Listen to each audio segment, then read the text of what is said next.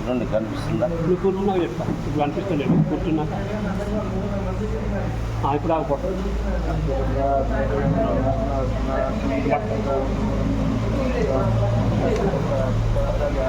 చంద్ర మహారాజ్ జై.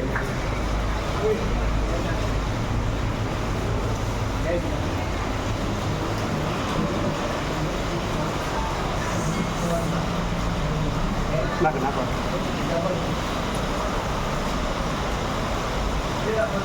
నమస్తే నమస్తే శుభం వస్తారు కదా.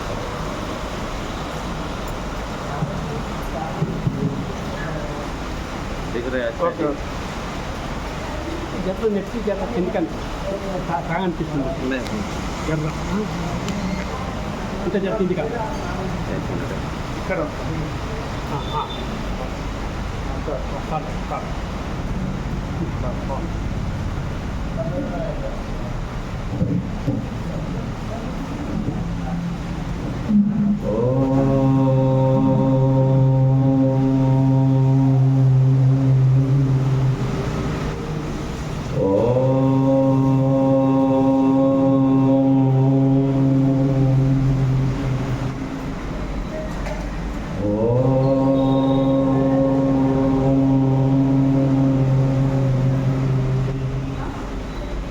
శ్రీ గురుభ్యో నమః. ఓం గం గణపతయే నమః. నారాయణం నమస్కృత్య నరం చైవ నరోత్తమం దేవీం సరస్వతీం వ్యాసం తతో జయముదీరయేత్. ఓం నమో భగవతే వాసుదేవాయ. ఓం శ్రీ హనుమతే నమః. శ్రీ సీతారామచంద్ర పరబ్రహ్మణే నమః.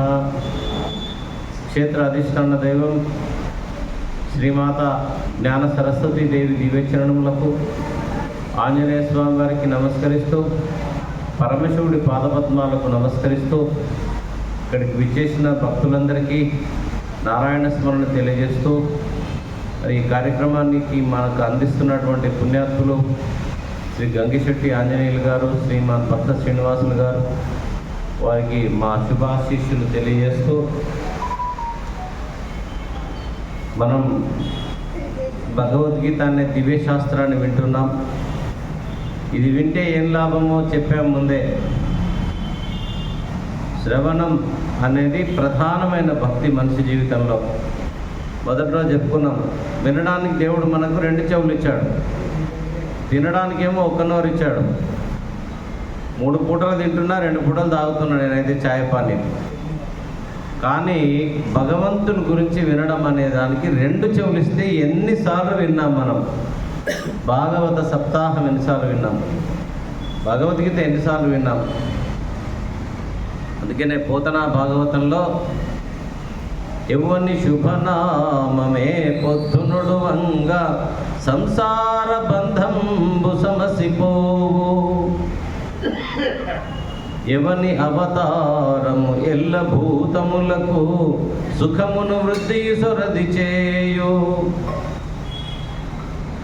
ఎవని చరితంబు హృదయంబు జర్పంగ భయమంది మృత్యువు పరువు పెట్టు, ఎవ్వని పదనది నేమారు జలముల సేవింప నైర్మల్య సిద్ధి కలుగు. తెలుగు వాళ్ళం పద్యాల స్పెషల్, మనకు పద్యాలు రావాలి. ఎవ్వని శుభనామం ఏ పొద్దునుడు వంగ సంసార బంధంబు సమసిపోవు. సంసారం అంటే ఏందయ్యా? భార్య పిల్లలు ఇల్లు అనుకుంటున్నాం మనం. భార్య పిల్లలు ఇది సంసారం కాదు. మరి ఏది సంసారం అయ్యా? పుడుతున్నాం, చస్తున్నాం, వస్తున్నాం, పోతున్నాం, పోతున్నాం, వస్తున్నాం, పుడుతున్నాం, చస్తున్నాం, చస్తున్నాం, పుడుతున్నాం, వస్తున్నాం, పోతున్నాం. పునరపి జననం పునరపి మరణం పునరపి జనని జఠరే శేనే ఇహ సంసారే బహుదుస్తారే కృపయా పారే పాహి మురారే భజ గోవిందం భజ గోవిందం గోవిందం భజ మూఢమతే. కాబట్టి మరి సంసారం అంటే ఏమనుకుంటున్నాం మనం? బాగా వినాలి. భార్య పిల్లలు ఇల్లు సంసారం కాదు. చస్తున్నాం పుడుతున్నాం వస్తున్నాం పోతున్నాం లోకం మీదకి, ఇదే పెద్ద సంసారమే. మరి ఈ సంసారం అనేది ఎట్లా అయిపోతుందట? ఎవరిని శుభనామం ఏ పొద్దునుడు వంగా, ఎప్పుడు భగవంతుడి యొక్క నామాన్ని మానవుడు స్మరిస్తాడో సంసార బంధంబు సమసిపో, సంసారం అనే బంధాలు నశించిపోతాయట. ఎవని అవతారము ఎల్ల భూతములకు సుఖమును వృద్ధి సొరది చేయు. ఆ భగవంతుడి యొక్క దశావతారాలు ఎవరు స్మరిస్తారో సుఖం అదే వస్తుందట, దుఃఖం అదే తొలగిపోతుందట. ఎవరిని చరితంబు హృదయంబు చేర్ప, యూట్యూబ్లు ఇవ్వలేదు, వస్తలేదని చెప్తే కదా. ఎవరిని చరితంబు హృదయంబు చేర్పంగా భయమంది మృత్యువు పరువు పెట్టు. ఎవరు ఆ భగవంతుడి గురించి వింటారో వాళ్ళ దగ్గరికి మృత్యువు రావాలంటే పరిగెడుతుందట, భయపడి. మృత్యువు రాదట దానికి. ఎవరిని పదనదినే మారు జలముల సేవింప నైర్మల్య సిద్ధి కలుగు. నైర్మల్య సిద్ధి ఎవరిని పదనది? శ్రీమన్నారాయణుడి నామాలలో ఓం తీర్థపాదాయ నమః అని ఉంటుంది. తీర్థపాదుడు ఎవరయ్యా? శ్రీమన్నారాయణుడు.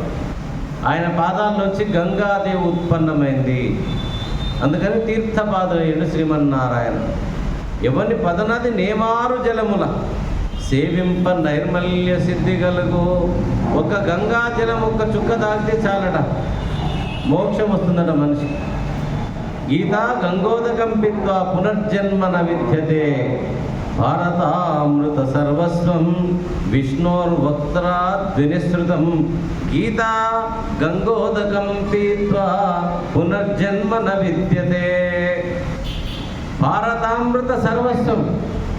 మహాభారతం అనేది 1,00,000 శ్లోకాలు ఉంది. మన జీవితంలో ఎప్పుడు చదవాలండి? దాని యొక్క సారాంశం అంతా భగవద్గీత. ఇక దీని యొక్క ఉత్పన్నం ఎక్కడి నుంచి అయింది? విష్ణోర్వక్త్ర, శ్రీమన్నారాయణుని యొక్క ముఖ కమలం నుంచి ఉత్పన్నమైందండి. కాబట్టి గీతనేమో భగవంతుడి యొక్క ముఖం నుంచి వచ్చింది, గంగా భగవంతుడి యొక్క చరణాల నుంచి వచ్చింది. కాబట్టి గీత గంగోదకం పీత్వా పునర్జన్మ న విద్యతే అన. కాబట్టి భగవద్గీతను విన్నా, గంగాజలాన్ని తాగినా ఈ మానవుడికి ఇంకొక జన్మ లేదట. జన్మరాహిత్యాన్ని ఇచ్చేటటువంటిది భగవద్గీత. కాబట్టి మనం భగవద్గీత వింటున్నాం. నిన్నటికి మొన్నటికి కొన్ని విషయాలు మనం ఎలా తెలుసుకుంటూ పోతున్నాం. మరి అధ్యాయాల వైదుగా వాటి సారాంశం మనకు బుర్రలో ఉంటే చాలు. మొత్తం భగవద్గీత ఒక పండు ఉంది, సీతాఫలం మొత్తం తినలేం, దాని పైన పొచ్చలు తీసేసి లోపలిది తింటాం.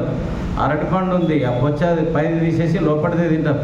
అట్లా దాని సారాంశాన్ని మనం స్వీకరిస్తూ ముందుకు వెళ్తున్నాం. కాబట్టి 2వ అధ్యాయంలో ప్రధానంగా మరి జాతస్య హి ధ్రువో మృత్యు ధ్రువం జన్మ మృతుస్య చ తస్మాద పరిహార్యేతే నత్వం శోచితుమర్హసి. యుద్ధానికి కదా వెళ్ళింది, కృష్ణార్జునుడు యుద్ధం చేద్దామని వెళ్ళారు. కానీ ఏమంటున్నాడు ఆయన? యుద్ధం చేయడానికి సుముఖంగా లేడు. నేను యుద్ధం చేయను, ఎందుకంటే నా ముందరున్నది ఎవరు? గురువులు, తాతలు, బంధువులు. గురువున హత్వాహి మహానుభావాన్ శ్రేయో భోక్తుం వైక్షమపీహ లోకే హత్వార్థ కామాంసు గురూనిహైవ భుంజీయ భోగాన్ రుధిర ప్రదిగ్ధాన్. నా ముందున్నది ఎవరు? భీష్ముడు, పితామహుడు, గురువు ద్రోణుడు. ఈ పెద్ద పెద్ద వాళ్ళు ఉన్నారు. కాబట్టి వీళ్ళను ఎట్లా చంపాలి అనేది సమస్య. పైన మైకిన వాళ్ళు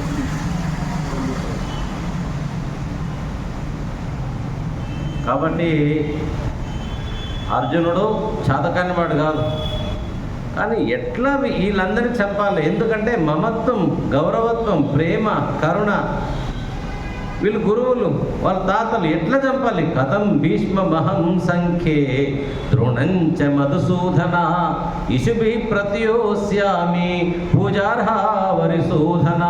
కథం, how can I fight with my grand father? నేను ఎలా చంపమంటావు శ్రీకృష్ణ? తాతయ్య ఉన్నాడు అక్కడ. భీష్మం అహం సంఖ్య ద్రోణంచ మధుసూదన, ద్రోణుడున్నాడు గురువు. ఎందుకు వీళ్ళ మీద ఇంత ప్రేమ? ద్రోణాచార్యుడు ఏం ప్రతిజ్ఞ చేసిండు మహాభారతంలో? అర్జున, నీకంటే గొప్ప విలుకాడు ఎవడూ ఉండడు, ఇక అంత విద్య నీకు నేర్పిస్తా అన్నాడండి బాబు. మరి నేర్పించిందా లేదా? నేర్పించాడు. కానీ మధ్యలో ఇంకొకడు వచ్చిండు, అర్జునుడి కంటే కూడా గొప్పడు ఒకడు వచ్చిండు, వాడే ఏకలవ్యుడు. ఎట నేర్చుకున్నాడు ఆయన విద్య? గురువు గారి బొమ్మ పెట్టుకొని గురువుని ధ్యానిస్తూ ఏకాగ్రత చేత అర్జునుడి కంటే గొప్ప విలుకాడైపోయాడు. చూడండి, అర్జునుడి దగ్గర లేనంత విద్య ఉంది ఏకలవ్యుడి దగ్గర. బాపు, వీడి దగ్గర ఇంత విద్య ఉంటే అర్జునుడికి నేను ఎలా ఏం చేయగలుగుతానని చెప్పేసి గురుదక్షిణ తీసుకున్నాడు. వేలు తీసుకున్నాడు, అంతే అయిపోయింది ఆయన పని. చెప్పండి. కాబట్టి ఆ ద్రోణాచార్యుని పైన చాలా ప్రేమ గౌరవం ఉండింది అర్జునుడికి. మరి భీష్ముడి సంగతి ఏంటి? పాండవులు చిన్నగున్నప్పుడే తండ్రి చనిపోయాడు పాండురాజు. పాండవులు చిన్నగున్నారు. పాండురాజుకున్న శాపం ఏంది? మహాభారతంలో ఒక జింకల రూపంలో ఒక ఋషులు కామక్రీడల్లో ఉన్నారు. ఈయనకు తెలియదు, ఇవి జంతువులు అనుకున్నాడు. గురి చూసి ఒక దెబ్బ పెట్టినప్పుడే ఆ మొగ జంతువు చనిపోయింది. చనిపోతూ ఋషి రూపాన్ని ధరించి ఏమంటుండు? మేము భార్యాభర్తల సుఖంలో ఉన్నప్పుడు మమ్మల్ని చంపినావు కదా, నీవు ఎప్పుడైతే నీ భార్యతో సుఖపడాలనుకుంటావో తత్క్షణమే నీవు చచ్చిపోతావు అన్నాడు. అంతే. ఓం నమ శివాయ. ఇద్దరు భార్యలు ఉన్నారు ఆయనకు. పాండురాజుకు కుంతి ఉంది, మాద్రి ఉంది. కానీ కర్మ ఎట్లా ఉంది? ఎవరిని ముట్టుకున్నా తలకాయ వెళ్ళి సచ్చేది ఖాయం. జై శ్రీమన్నారాయణ. ప్రకృతి ఎంత విచిత్రంగా ఉంటుంది చూడండి.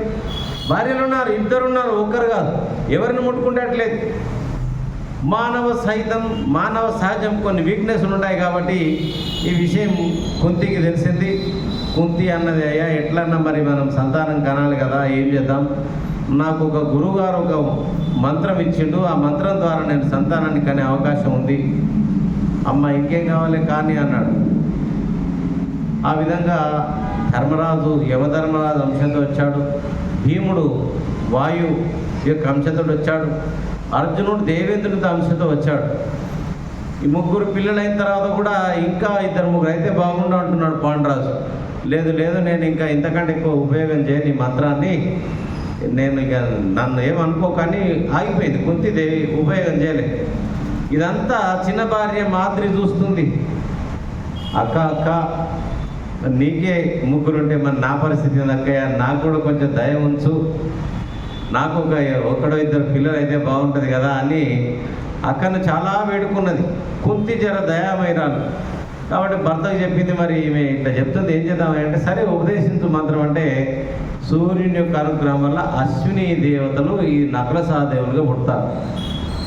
ఆ తర్వాత బాగుంది. ఇప్పటి వరకు కొంత దూరం వచ్చేటప్పటికి ఈయనకు ఎందుకో ఓ చిన్న భార్య మీద ఒకరోజు కోరిక కాలి వద్దు అంటుంటే బలాత్కారం చేసిన భార్యనే. ఎప్పుడైతే భార్యను ముట్టుకున్నాడో తలకాయ వేలి చచ్చిపోయింది. అంతే. జై శ్రీమన్నారాయణ. పాండవులు చిన్నపిల్లలు, తండ్రి లేడు. భీష్ముని ఒడిలో పెరిగారు అర్జునుడు. అందరూ నాన్న అంటారు కదా పెద్దవాళ్ళని. ఈయనకు నాన్న లేడు, కానీ భీష్ముని నాన్న అనేవాడు, తాత అనుకుంటా.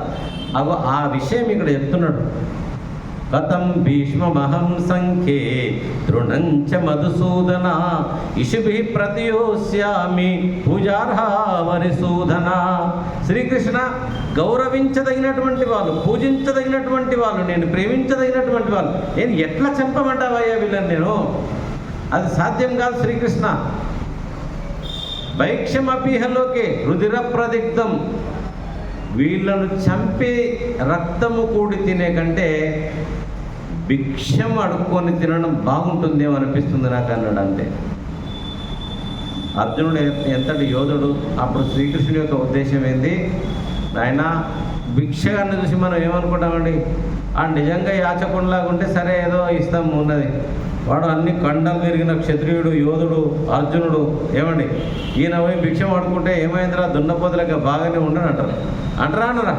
అర్జున చూడు నీ పరిస్థితి, నువ్వు భిక్షగాని లెక్క లేవు, నువ్వు మళ్ళీ ఆడమైనా వాడేదానంటే మళ్ళీ ఆడంటే యుద్ధం చేయాల్సిందే, ఆ యుద్ధం మీద ఇక్కడనే చేయవయ్యా. కాబట్టి అక్కడి నుంచి ఆత్మజ్ఞానం బోధించడు.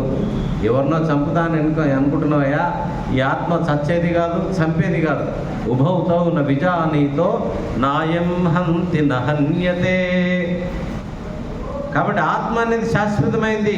చస్తున్నాడు అంటే ఏంటి, వాసాంసి జీర్ణాని యథా విహాయ నవాని గృహ్ణాతి నరోపరాని తదా శరీరాన్ని విహాయ జీర్ణాన్ అన్యాని సంయాతి నవానిదే.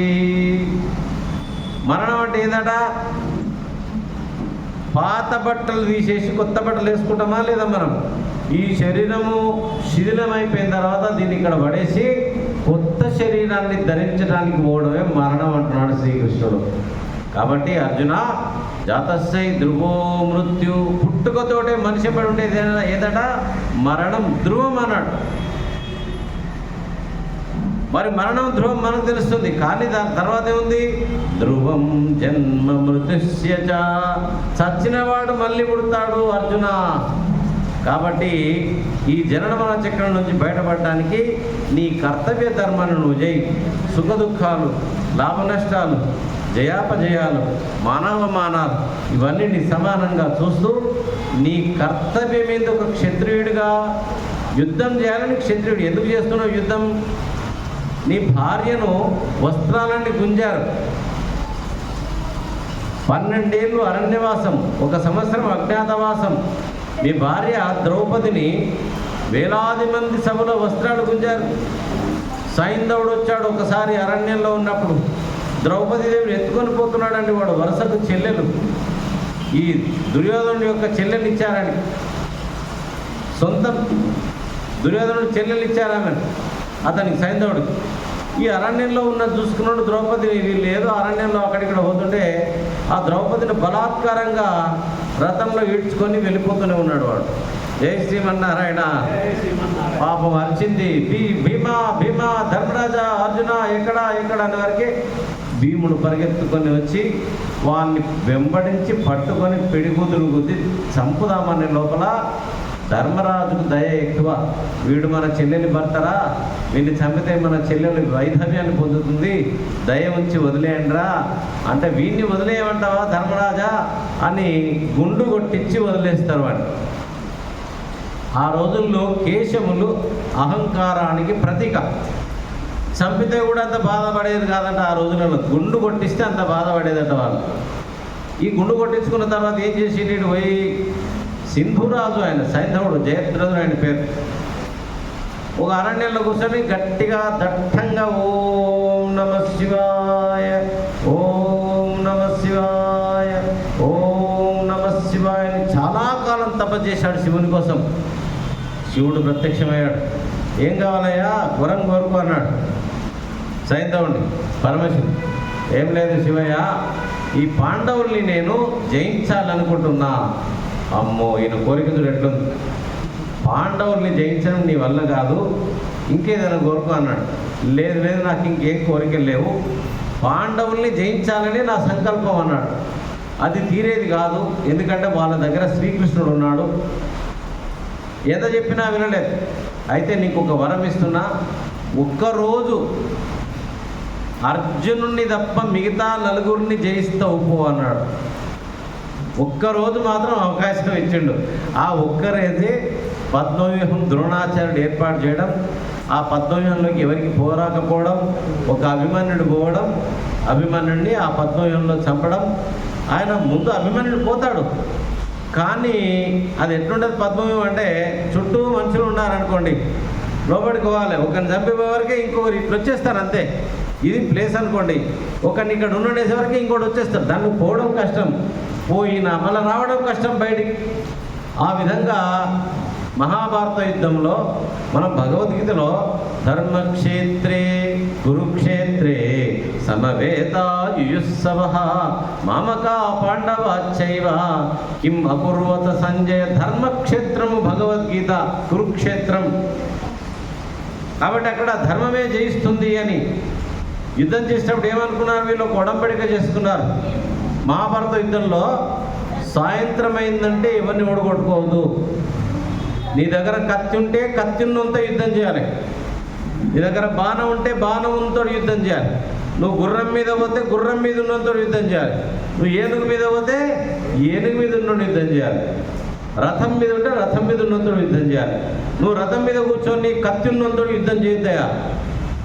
ధర్మ యుద్ధం చేయాలి, అధర్మ యుద్ధం చేయొద్దు. సాయంత్రం ఏంటంటే ఆగేయాలి. ఇంకోటి, ఒక్కడిని ఇద్దరు కలిసి కొట్టొద్దయో, ఇది ఇంకా జాగ్రత్తగా చూడండి. ఒక్కడిని ఒక్కడే కొట్టుకోవాలి, ఇద్దరు కొట్టుకోవాలి అంతే, ఒకనొకడు. కానీ ఒక్కడిని 10 మంది కొట్టొద్దు.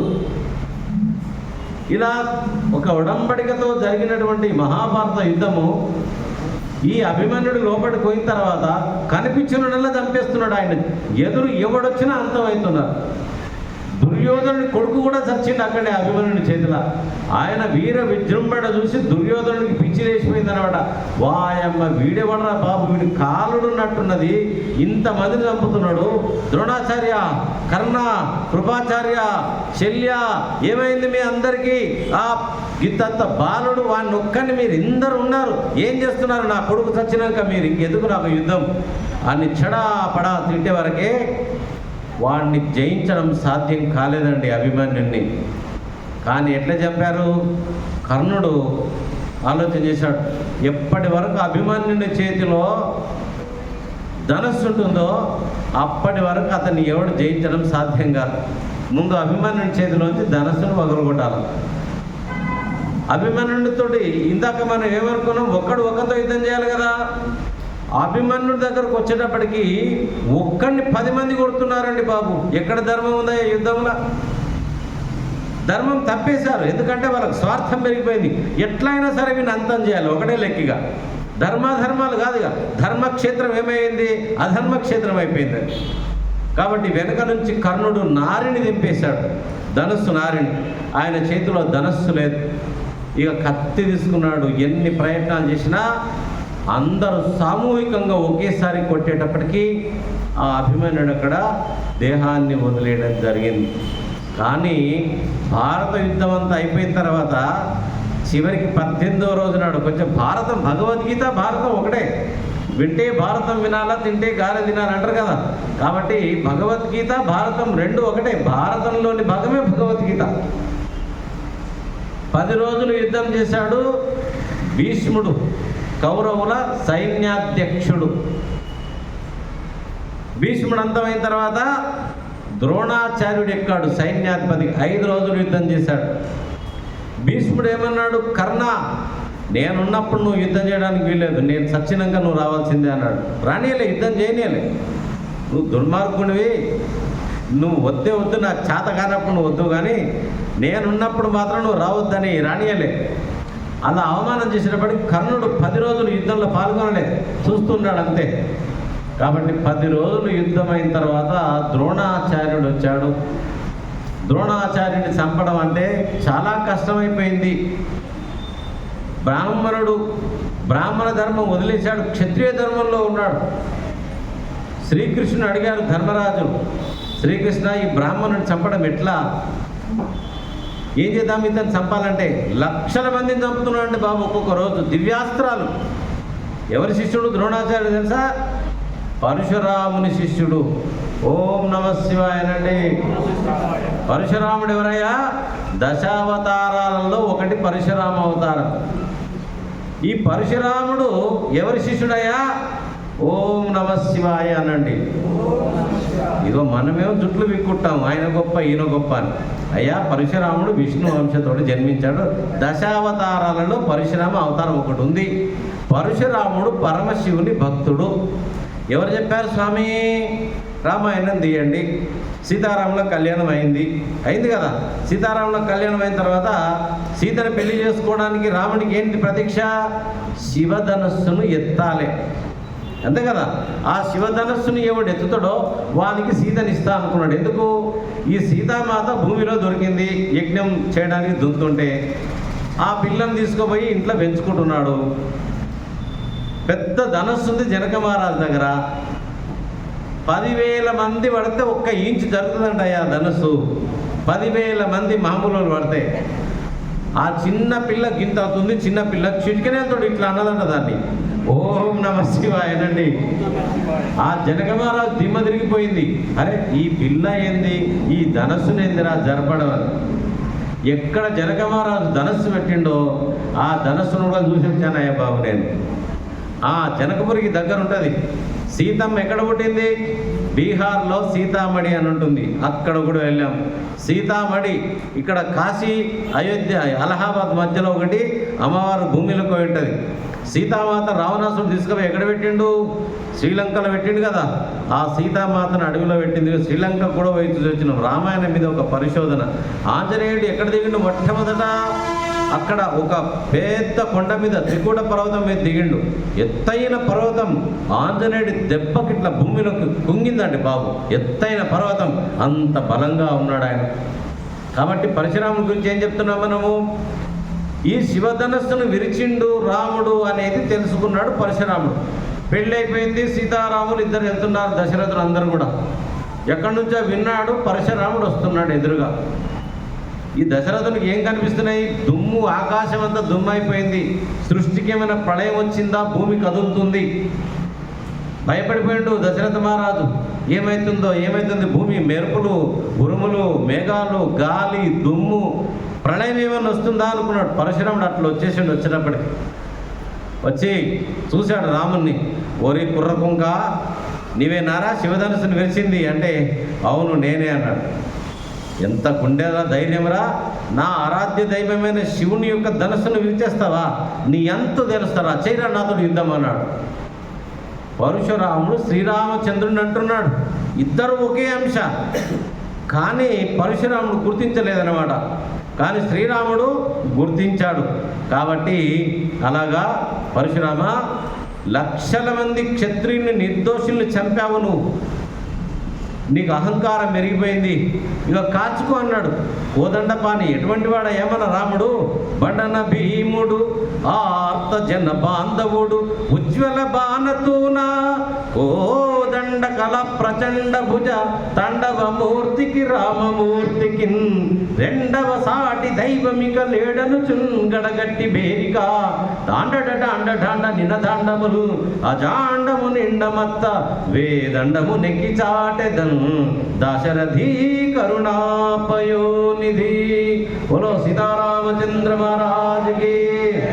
పరశురామ, నాతో యుద్ధం తలబడతావా?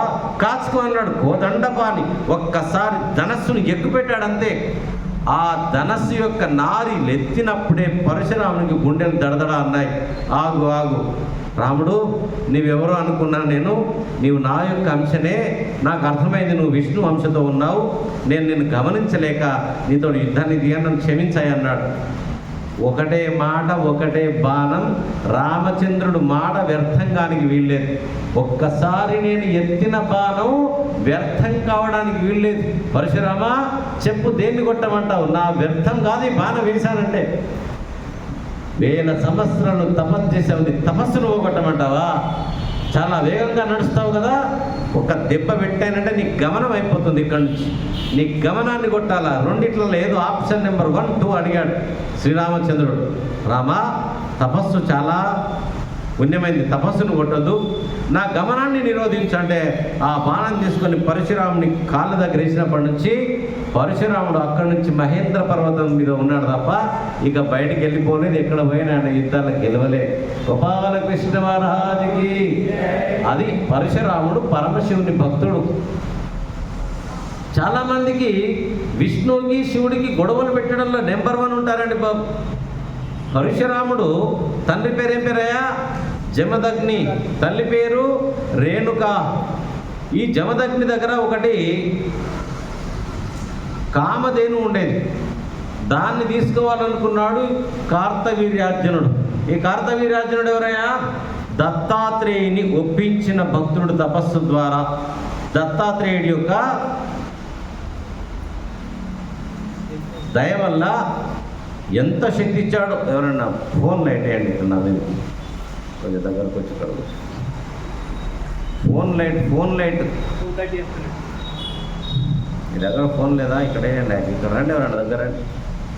బోలో సీతారామచంద్ర మహారాజ్ కి జై.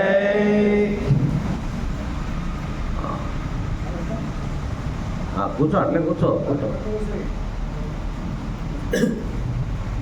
కాబట్టి దత్తాత్రేయుడు ఆయనకు ఒక వరం ఇచ్చాడు.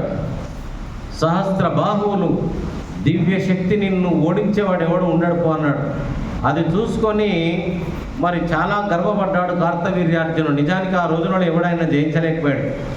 కాబట్టి ఆఖరికి కార్తవీర్యార్జునుడు మళ్ళీ దత్తాత్రేయుని అడిగిండు, గురుదేవా నన్ను ఎవడు జయించలేకపోతున్నాడు, నేను ఎవరితోడు ఓడించబడాలా, ఇంత బలం ఉంది నాకంటే.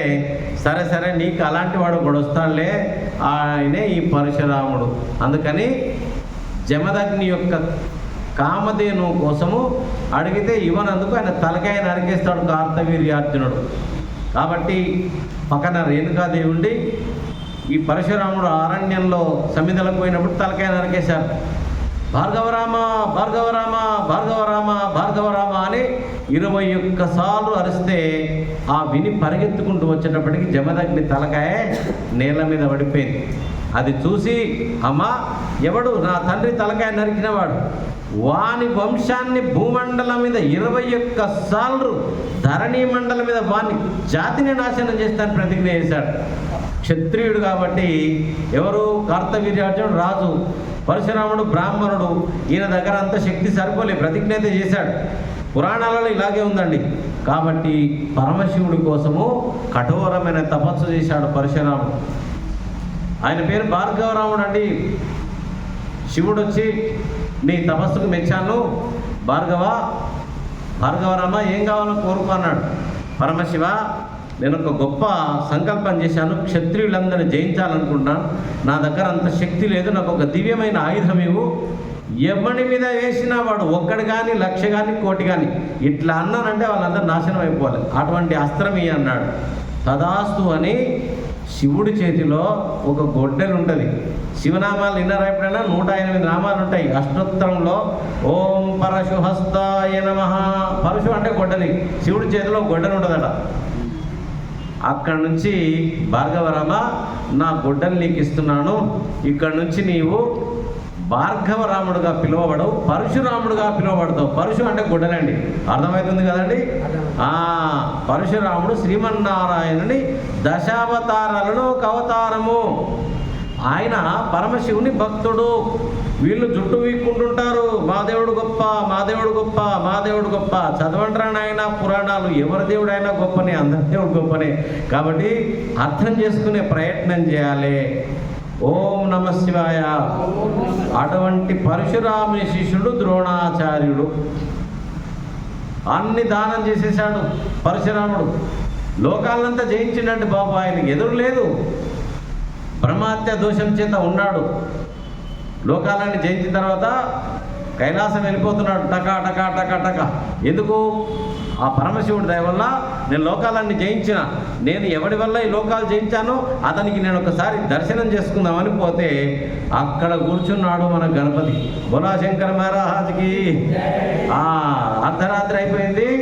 పరశురాముడికి వేగం ఎక్కువ కదా, గమనం ఎక్కువ అని ఇందాక చెప్పుకున్నాం. వేగంగా పోయేటప్పటికి గణపతి మధ్యరాత్రి ఉన్నాడు.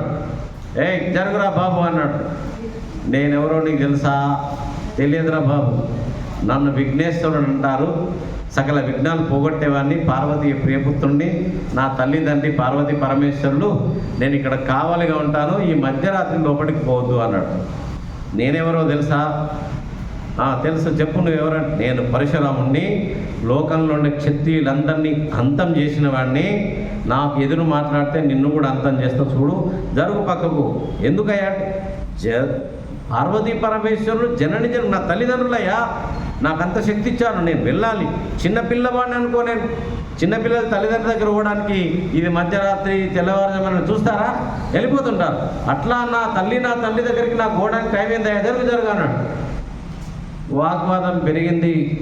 విఘ్నేశ్వరుడికి కోపం వచ్చింది. తొండాన్ని పెంచి ఆ తొండము చేత పరశురాముని బంధించి ఉన్న చోట నుండే సప్త సముద్రాల్లో ముంచాడు. ఓం నమః శివాయ.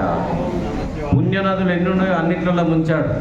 తెల్లారేటప్పటికీ 5:30-6 గంటల ప్రాంతంలో మళ్ళీ తెచ్చి కైలాసంలో దింపాడు. ఊపిరి సెలుపుతలేదు పరశురామునికి. తొండం గట్టిగా పట్టుకున్నాడు. ఈ నదులను ఎందుకు ముంచిండాయి అంటే ఈ పరశురామునికి బ్రహ్మహత్య దోషాలు, ఎంతోమంది నిర్దోషుల్ని చంపాడు తన గొడ్డల చేత. కాబట్టి ఇంత దోషం ఉన్నవాడికి శివపార్వతుల దర్శనమా అనుకున్నాడు. తెల్లారేటప్పటికి అందరు దర్శనాలు అయిపోయినాయి, స్నానాలు అయిపోయినాయి. తెచ్చి ఆ కైలాసం దింపే వరకే ఈ పరశురాముడికి కోపం వచ్చింది. ఓరి కుర్ర కుంక, ఇంత లేవురా, నన్ను రాత్రి మొత్తం అష్ట కష్టాలు పెట్టావు కదరా, ఇక నీ సంగతి ఎంతో చూసుకోరా అని ఆ గొడ్డలు తీసుకుని ఒక్కసారి ఇట్లా వేసేసాడండి బాబు. బోలా శంకర మహారాజుకి. శివుడు ఏమన్నాడు గొడ్డలు ఇచ్చినప్పుడు? ఎవ్వడి మీద వేసినా ఈ గొడ్డలికి తిరుగుండదు, వాడు బతికే అవకాశం లేదు. అప్పటికే మన గణపతి ఒకసారి శూలం చేత తలకాయ ఎగిరిపోయాయి. మళ్ళీ గొడ్డలి మీదకి వస్తుంది. ఏం చేయాలబ్బా, దానికి తిరుగులేదని ఒక్కసారి ఇట్లా మంత్రాడు, పక్క ఒక్క దంతం దానికి సమర్పిస్తాడు. అందుకని విఘ్నేశ్వరుడు ఏకదంతుడు అయినట్టుగా పురాణాలలో ఉన్నది. బోలా శంకర మహారాజుకి. కాబట్టి మరి అంతటి ద్రోణాచార్యుని కూడా చంపడం అంటే ఈయనకు నచ్చలేదు. భీష్ముని చంపడం అంటే ఈయనకు నచ్చలేదు. అందుకని యుద్ధం చేయనన్నాడు. ఆ స్థితిలో బ్రహ్మజ్ఞానాన్ని బోధించాడు శ్రీకృష్ణ భగవానుడు అర్జునుడికి. అదే మనకు భగవద్గీత. మరి కర్మయోగంలో చూసుకున్నాం. అయ్యా, మనం చేసే పనులన్నీ కూడా జ్ఞానం లేకుండా చేస్తే నా కర్మ అని నెత్తి కొట్టుకోవాలి. కానీ చేసే పనులన్నీ భగవంతునికి సమర్పిస్తూ వెళ్తే అది కర్మ సన్యాసం అయిపోయింది, కర్మ యోగం అయిపోయింది. చేసే కర్మనే కానీ ఒక యోగంగా మారిపోతుంది. మనం చేసే ప్రతి పనిని భగవంతునికి సమర్పిస్తూ చేస్తే అది యోగంగా మారిపోయింది. జ్ఞానయోగం చూసుకున్నాం. భగవద్గీతలో ఎప్పుడెప్పుడు ధర్మం పెరుగుతుందో అక్కడక్కడ నేను ప్రతి యుగమునందు అవతరిస్తూనే ఉంటానన్నాడు. అన్ని యజ్ఞాల కంటే గొప్పది జ్ఞానయజ్ఞం. ఇప్పుడు ఇక్కడ జ్ఞానయజ్ఞం జరుగుతుంది. భగవద్గీత ప్రమాణం అండి. శ్రేయాన్ ద్రవ్యమయాత్యజ్ఞ జ్ఞానయజ్ఞ పరం తప సర్వం కర్మ అఖిలం పార్థ జ్ఞానే పరిసమాప్యతే. అర్జున, అన్ని యజ్ఞముల కంటే గొప్పది జ్ఞానయజ్ఞము. నిప్పుందాయడా, నెయ్యుందాయడా, మంత్రాలున్నాయడా, పోగుందాయడా, ఎటువంటి సమిధలు ఉన్నాయా, ఏమన్నా ఏమీ లేవు. కేవలం భగవద్గీత జ్ఞానాన్ని వినడమే జ్ఞానయజ్ఞం. అన్ని యజ్ఞాల కంటే గొప్పది ఏదయ్యా అంటే జ్ఞానయజ్ఞం అన్నాడు.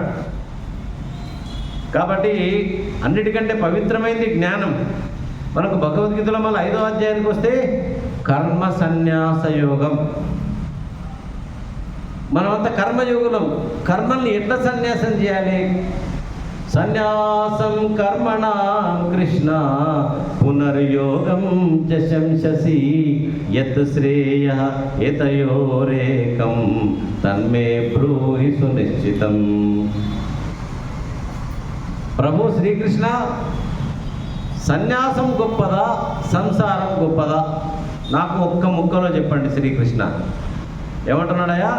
సన్యాస కర్మయోగస్య నిశ్రేయసకరావుభౌ తయోస్తు కర్మ సన్యాసాత్ కర్మయోగో విశిష్యతే. సన్యాసం కర్మణాం కృష్ణ పునర్యోగం చ శంససి యత్ శ్రేయ ఏతయోరేకం తన్మే బ్రూహి సునిశ్చితం. శ్రీకృష్ణ, జ్ఞానం అంటావు, కర్మ అంటావు, ఆత్మ అంటావు, అదంటావు, ఇదంటావు, కలగాపులగం అయిపోయింది నా బుర్ర అంతా. ఇంతకు నన్ను సన్యాసం తీసుకొని అడవుల్లోకి పోమంటావా, సంసారంలోనే ఉండమంటావా? ఏదో ఒక్కటే చెప్పు శ్రీకృష్ణ, నాకు కన్ఫ్యూజ్ చేయకీగా. ఓసారి జ్ఞానం అంటావు, ఓసారి అదంటావు, ఓసారి ఏదో ఏదో చెప్తున్నావు. కాబట్టి నాకు ఒక్క ముక్కలో చెప్పు శ్రీకృష్ణ, సన్యాసం గొప్పదా, సంసారం గొప్పదా? గోపాలకృష్ణ మహారాజుకి. కాబట్టి భగవానువాచ, ప్రభువు చెప్తున్నాడు శ్రీకృష్ణుడు, సన్యాస కర్మయోగశ్చ నిశ్రేయసకరా ఉభౌ తయోస్తు కర్మ సన్యాస కర్మయోగో విశిష్యతే. అర్జున, సంసారము గొప్పదే, సన్యాసము గొప్పదే. అయ్యో శ్రీకృష్ణ, నా తలకాయ పోతుంది బాబు, ఏదో ఒకటి చెప్పబోయంటే అది గొప్పదే ఇది గొప్పదే అంటున్నాం ఏమయ్యా స్వామి అంటే, కానీ తయోస్తు కర్మ సన్యాస కర్మయోగో విశిష్యతే. అర్జున, కర్మ సన్యాసము కంటే కర్మయోగమే గొప్పది. కాబట్టి సన్యాసము కంటే సంసారమే గొప్పది అంటున్నాడు శ్రీకృష్ణ భగవానుడు. గోపాలకృష్ణ మహారాజ్కి ఏమయ్యా, ఏది గొప్పది అంటున్నాడు శ్రీకృష్ణుడు? సంసారం గొప్పదా, సన్యాసం గొప్పదా? ఏమయ్యా చెప్తలేరు అమ్మగారు? సంసారమే గొప్పది. భగవద్గీతను బోధించిన శ్రీకృష్ణుడు సన్యాస సంసార? సంసారి. పోనీ విన్నటువంటి అర్జునుడు సన్యాస సంసార? సంసారి. మరి సన్యాసులు భగవద్గీతను బోధిస్తే ఏమొస్తుంది? వదిలేయండి, ప్రపంచాన్ని వదిలేయండి, రండి పోదాము అరణ్యాలకు. అయ్యా ఏమొస్తుందా వదిలేస్తే? ఎక్కడుంటే అక్కడే. ఇంకొకటి విషయం భాగవతంలో వస్తుంది, అన్ని ఆశ్రమాల కంటే గొప్ప ఆశ్రమం ఏదయ్యా? గృహస్థాశ్రమము.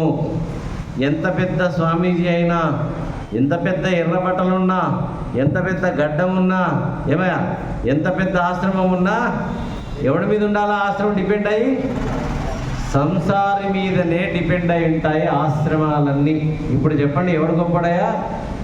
ఈ సంసారే అందరికీ 4 మెతుకులు పెట్టాలి.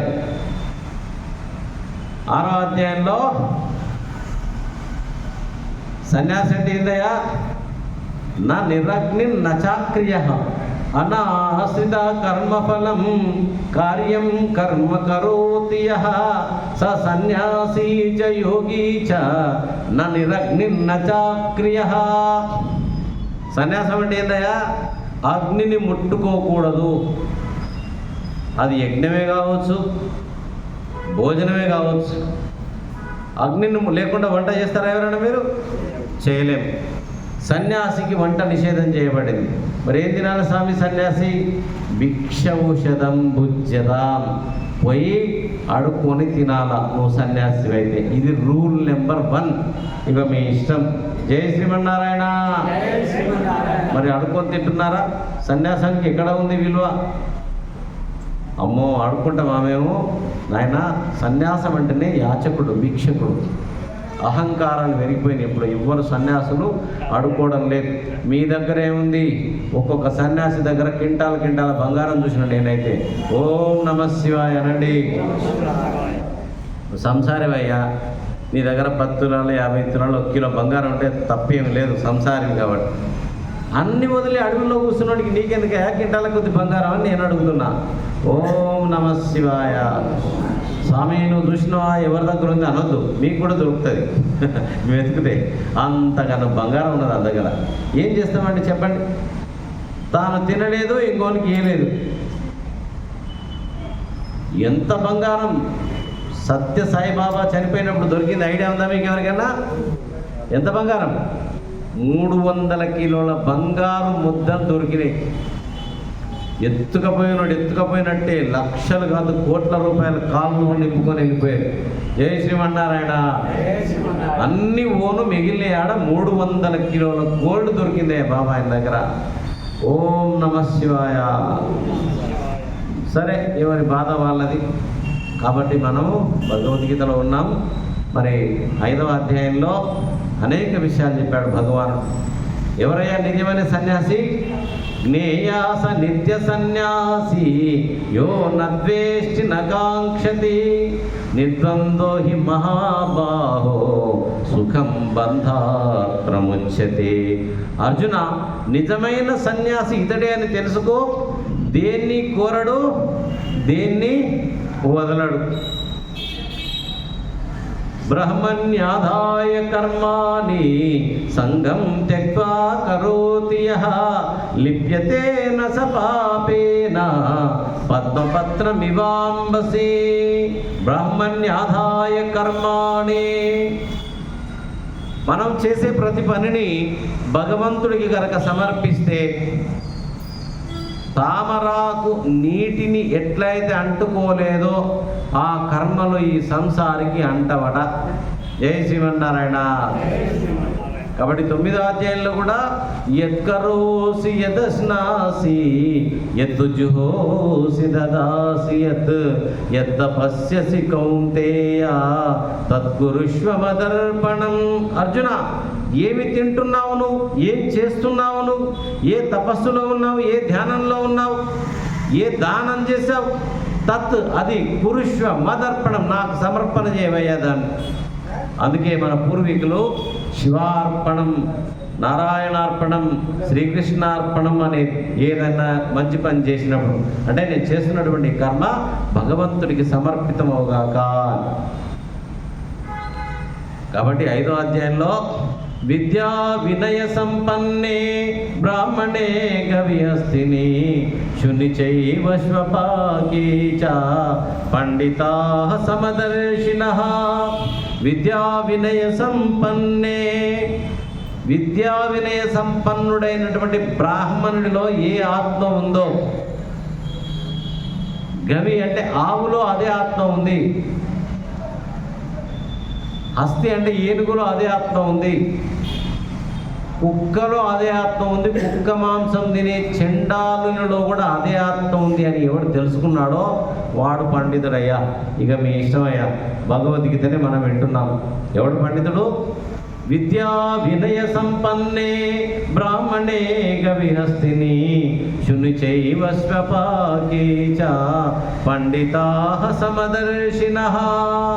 సమదర్శినః పండితాః. శుని చ ఏవ, కుక్కలో, కుక్క మాంసం తినే చెండాలులలో, ఏనుగులో. కాబట్టి గవి ఆవులో, విద్యా వినయ సంపన్నుడైన బ్రాహ్మణుడు ఏ ఆత్మ ఉందో. ఇప్పుడు చెప్పండి, ఆత్మ ఎవరిలో లేదయా? ఇప్పుడు ఎవరు గొప్పవారయ్యా? అందుకనే యోగ సన్యస్య కర్మాణం జ్ఞాన సంచిన్న సంశయం ఆత్మవంతం న కర్మాణి నిబధ్నంతి ధనంజయ. ఆత్మజ్ఞానిని కర్మలు బంధింప చేయలేవు. ఆత్మజ్ఞాని ఎలా ఉంటాడు స్వామి? నేను ఈ దేహాన్ని కాదు, నేను ఆత్మస్వరూపాన్ని, నాలో పరమాత్మని ఉన్నది అనేవాడు ఎవడైతే ఉన్నాడో వారిని కర్మలు బంధింప చేయలేవు.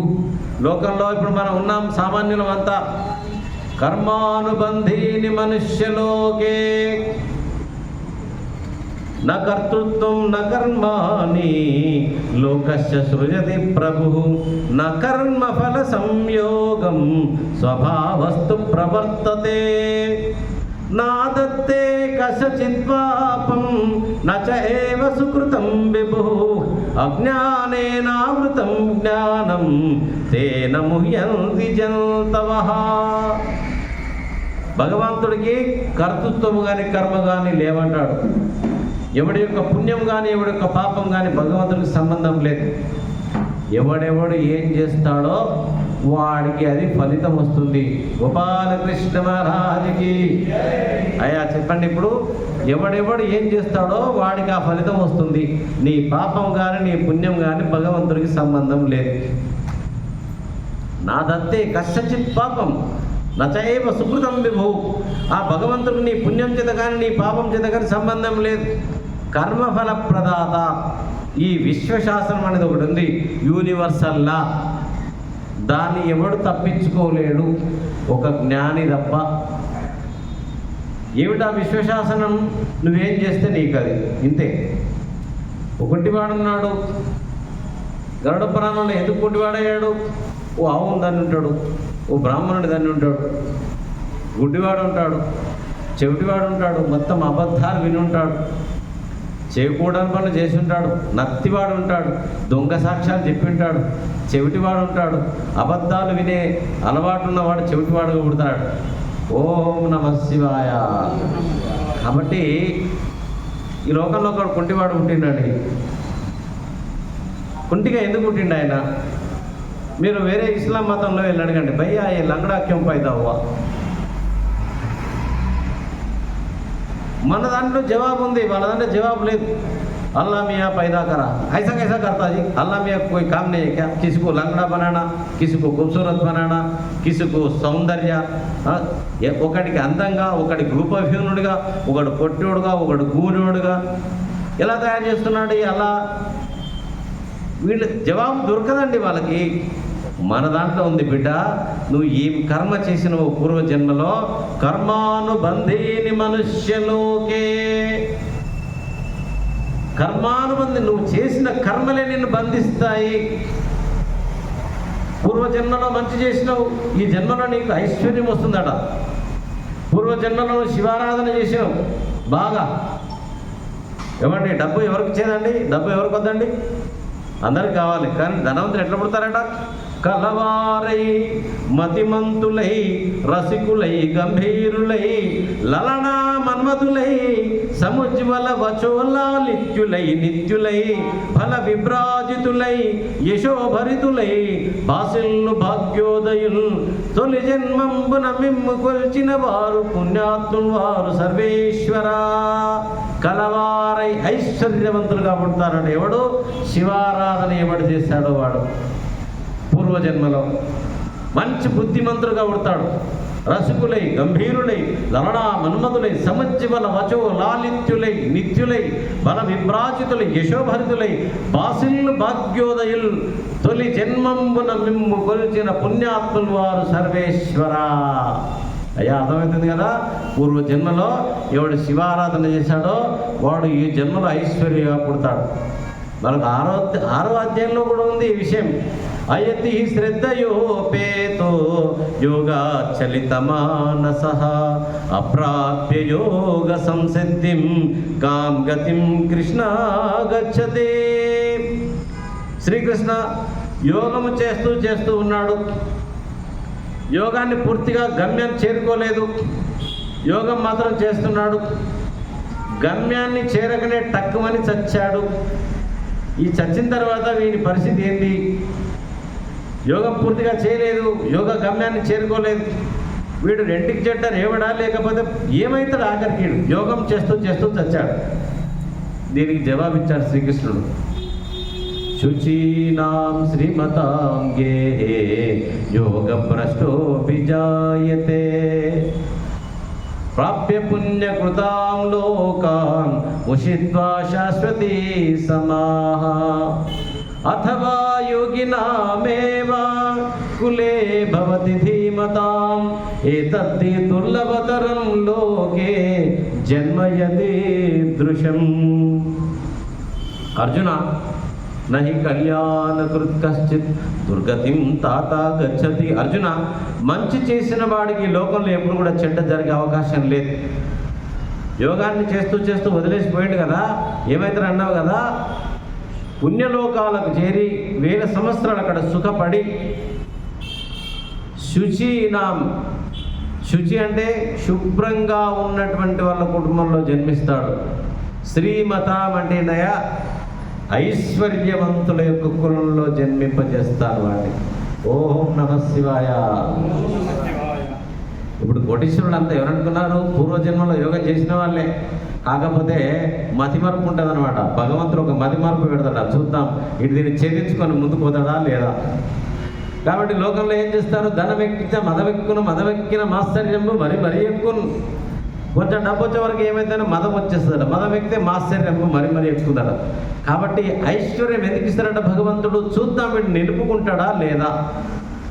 డబ్బు ఎక్కువైపోయే వరకు ఏమైతే అంటే మనిషికి కోరికలు, కామము, లోకంలో ఉండే సుఖాలు అక్కడ పోతాడు. పూర్వజన్మలో ఏం చేశాడు? బాగా యోగం చేశాడు.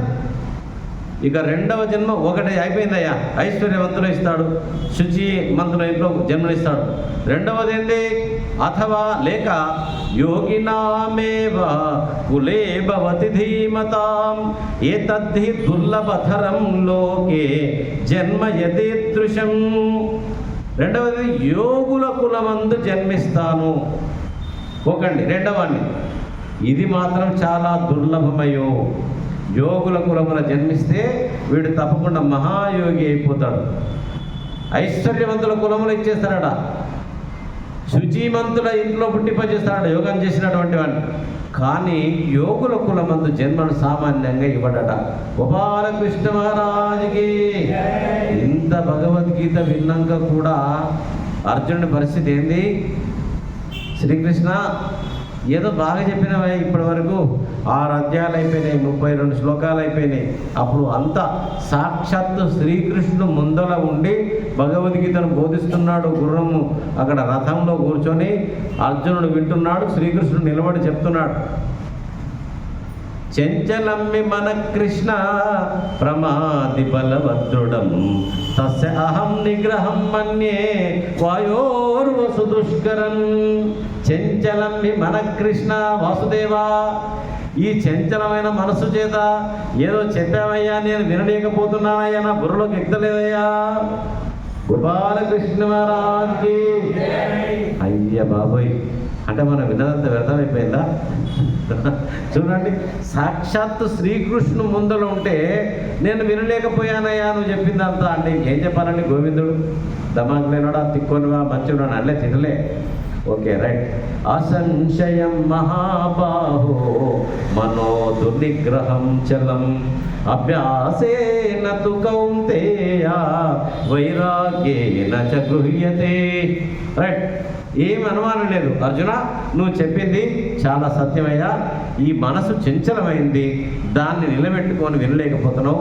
కానీ అభ్యాసము చేత, వైరాగ్యము చేత ఈ మనస్సును మనం అధీనంలోకి తెచ్చుకోవచ్చు. కాబట్టి భగవద్గీతలో 6వ అధ్యాయం పేరు ఏం పేరయ్యా? ఆత్మ సంయమ యోగం. నిన్నమన్నా అనుకున్నాం భగవంతుడు అందరిలో ఉన్నాడు, భగవంతుడు అంతటా ఉన్నాడు. అంతటా ఉంటే మరి కనిపిస్తలేడేమయ్యా? పాలల్లో వెన్న ఉంది, వెయిట్ చేస్తున్నాం, తోడేస్తున్నాం, ఆగుతున్నాం, చిలుకుతున్నాం, అప్పుడు వస్తుంది వెన్న. పాలలో వెన్న ఉంది, రా అంటే వస్తుందా? దానికి ఒక క్రియాయోగం ఉంది. సర్వత్రా పరమాత్ముడు ఉన్నాడు, కానీ ఆ పరమాత్మని ఎట్లా వీక్షించాలో చెప్పింది భగవద్గీత. దీన్నే ధ్యాన యోగమని, అభ్యాస యోగమని, ఆత్మ సంయమ యోగమని భగవంతుని దర్శనం చేసుకోవడానికి భగవంతుడే మార్గం ఇచ్చిండు. దాంట్లో యోగి అయిన వాడు ఎలా ఉండాలా?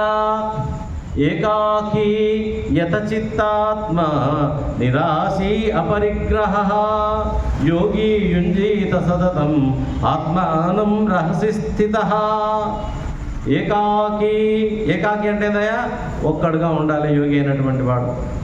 యతచిత్తాత్మ, మనస్సును నిగ్రహించి ఉండాల. నిరాశే, ఆశ లేకుండా ఉండాలి యోగి అయినటువంటి వాడు. అపరిగ్రహ అంటే దయా ఎవడు ఏది ఇస్తే అది పుట్టుకు అని తీసుకోకు. వాడు పుణ్యాత్ముడా, వాడు రామరామ అంటున్నాడా, వాడు నిత్యం గుడిపోతున్నాడా, వాడు శివశివ అంటున్నాడా, వాడు భక్తుడా, వాడిని తీసుకో, పర్వాలేదు. మొత్తం అక్రమం, అన్యాయం, అధర్మం, వాడు ₹1 కాదు ₹1,00,00,000 ఇచ్చినా ముట్టుకోకు. అపరిగ్రహ అయ్యా ఎవరిస్తే తీసుకోవాలట? భక్తులు, పుణ్యాత్ములను తీసుకోవాలట. జై శ్రీమన్నారాయణ. ఒకడొకడు గుడికి రారండి. హిందువులలో వచ్చిన పెద్ద సమస్య ఇది. కొడతారా అంటే దేవుడు గుడికి వస్తే? దండం పెట్టుకొని పోయి ఒక చుట్టూ తిరిగి ఒక 2 నిమిషాలు కూర్చొని పోతే ఎవరు గుడిలకు ప్రతినిత్యం వస్తారో వాళ్ళ నెత్తిలో శని ప్రభావం ఉండదట. ఈ బ్రహ్మదేవుడు కాలాన్ని పిలిచినప్పుడు, కలియుగం కదా ఇది, కలిని పిలిచాడు. కలి అంటే బ్రహ్మదేవుడు వస్తున్నాడు. బ్రహ్మదేవుడి దగ్గరికి కాలం కదా కలి. ఎట్లా వస్తున్నాడ విన్నారా? ఎప్పుడన్నా వినలే మీరు? వినండి ఇప్పుడు. ఎట్లా వస్తున్నాడ కలి? పురాణంలో ఉన్నది చెప్తున్నా. ఒక చేతిలో నాలుక పట్టుకున్నాడట. జై శ్రీమన్నారాయణ. ఒక చేతిలో పురుషాంగం పట్టుకున్నాడట. ఎట్లున్నాడు? ఏడు దిగంబరంగా ఉన్నాడట. ఒక్క బట్ట కూడా లేదంటే ఇంటి మీద అని వస్తున్నాడట నవ్వుకుంటా. బ్రహ్మగారికి సిగ్గైందంట. ఏంట్రా కలి ఇంత ఘోరంగా వస్తున్నావు అంటే, నేను కలియుగాన్ని, నేను కలిని ఇట్లాగే ఉంటాను నేను. మరి ఇదేంద్రా ఒక చేతిలో పురుషాంగం పట్టుకున్నావు, ఒక చేతిలో నాలుక పట్టుకున్నావు అంటే, బ్రహ్మదేవా ఈ రెండింటి చేత నేను గెలవని వస్తువు అంటూ లేదు. ఓం నమ శివాయ. ఎక్కడ చూసినా సాయంత్రం అయితే తాగుతున్నారు రబ్బా. పోయి అది లైన్గా సాయంత్రం ఏంది ఉదయమే స్టార్ట్ చేస్తున్నారు కొంతమంది అయితే పొద్దుగానే ఓం నమ శివాయ. ఎటువంటి పని కావాలన్నా గవర్నమెంట్ ఆఫీసుల్లో పోయి బాటలు ఇస్తే మీ పని చక్కగా అయిపోతుంది. మందుకు అన్ని పనులు అయిపోతున్నాయండి బాబు. నువ్వు ధర్మరాజు లేకపోతే నీ పని ఎప్పటికి కాదు, నీ ఫైలే కదలదు. ఎక్కడ పోయినా ఏ ఆఫీస్కి పోతావు మాటలు ధర్మరాజులుగా మాట్లాడతారు, కానీ పని అంతా గోవింద ఓం నమ శివాయ. కాబట్టి ప్రపంచమంతా కాంతకు లోబడి ఉందట చూడండి కలియుగంలో. ఏంద్రా మరి ఇదంటే ఈ రెండిటి వల్ల నాకు లొంగని వాడు ఎవడు లేడు. వాయబ్బా మరి ఎట్లా చేయాలరా బాబు అంటే, నేను కొన్ని అవకాశాలు ఇస్తున్నా బ్రహ్మదేవ, ఈ అవకాశాలు ఏంటో జరిగినండి. అక్కడ మాత్రం నా పని పనిచేయదు. ఎక్కడ పనిచేయదంట? ఎక్కడైనా తులసి మొక్కలు ఉంటాయి కదా, అక్కడ నా పని చేయదు. ఎంత పవర్ ఉందో చూడండి. కలి ప్రభావం ఉండదట. ఎవరు నిరంతరం ఆలయాల చుట్టూ తిరుగుతారో వాళ్ళ మీద నా పని చేయదు. ఎవడన్నా నిరంతరం భగవద్గీత, విష్ణు సహస్రనామాలు, ఇటువంటి పుణ్య గ్రంథాలు ఎవడ చదువుతున్నాడో, రామాయణం, భారతం, భాగవతం, వాడి మీద నా పని చేయదు. ఎవడన్నా కొంచెం కళ్ళు మూసుకొని దృష్టి భ్రూమధ్యంలో పెట్టుకొని జ్ఞానముద్రలో కూర్చున్నాడు అనుకోండి, వాడిని చూస్తే నా పానం లేచిపోతుంది గాలి. ఏమయ్యా కలి ప్రభావం వీని మీద ఉండదంటే ఎవరి మీద? ఎవడు ధ్యానం చేస్తాడో, జ్ఞానముద్ర ఉంటాడో, దృష్టిని భ్రూమధ్యంలో పెట్టుకుంటాడో వీని దగ్గరికి రావాలంటే కలి వల్ల కాదట. కాబట్టి కలికి దూరంగా ఉండాలంటే కనీసం అప్పుడో ఇప్పుడో ఆలయాల సందర్శన చేస్తూ ఉండాలి. గోపాలకృష్ణ మహారాజ్కి. కాబట్టి భగవానుడు మరి మనకు భగవద్గీత 6వ అధ్యాయంలో భగవంతుని ఎట్లా దర్శించుకోవాలి? శుచౌ దేశే ప్రతిష్టాప్య స్థిరమాసనమాత్మనః నాత్యుచితం న అతి నీచం శైలాజిన కుశోత్తరం సమం కాయ శిరో గ్రీవం ధారయన్ అచలం స్థిరః సంప్రేక్ష నాసికాగ్రం స్వందిశశ్చనవలోకయన్ ప్రశాంతాత్మా విగతభి బ్రహ్మచారి వ్రతే స్థితః మనః సంయమ్య మచ్చిత్తో యుక్తమాసీత మత్పరః. యోగి అయినటువంటి వాడు ఎలా ఉండాలంటయ్యా? ఏకాకి, ఒక్కడుగా ఉండాలట. కలియుగంలో ధ్యానాలు చేస్తున్నాను బాబు, గ్రూప్ మెడిటేషన్లు వచ్చినాయి. ఒక్కొక్కరు కాదు 10 మంది కలిసి ధ్యానం చేస్తే బలం ఎక్కువ వస్తుందట. ఓం నమ శివాయ అనండి.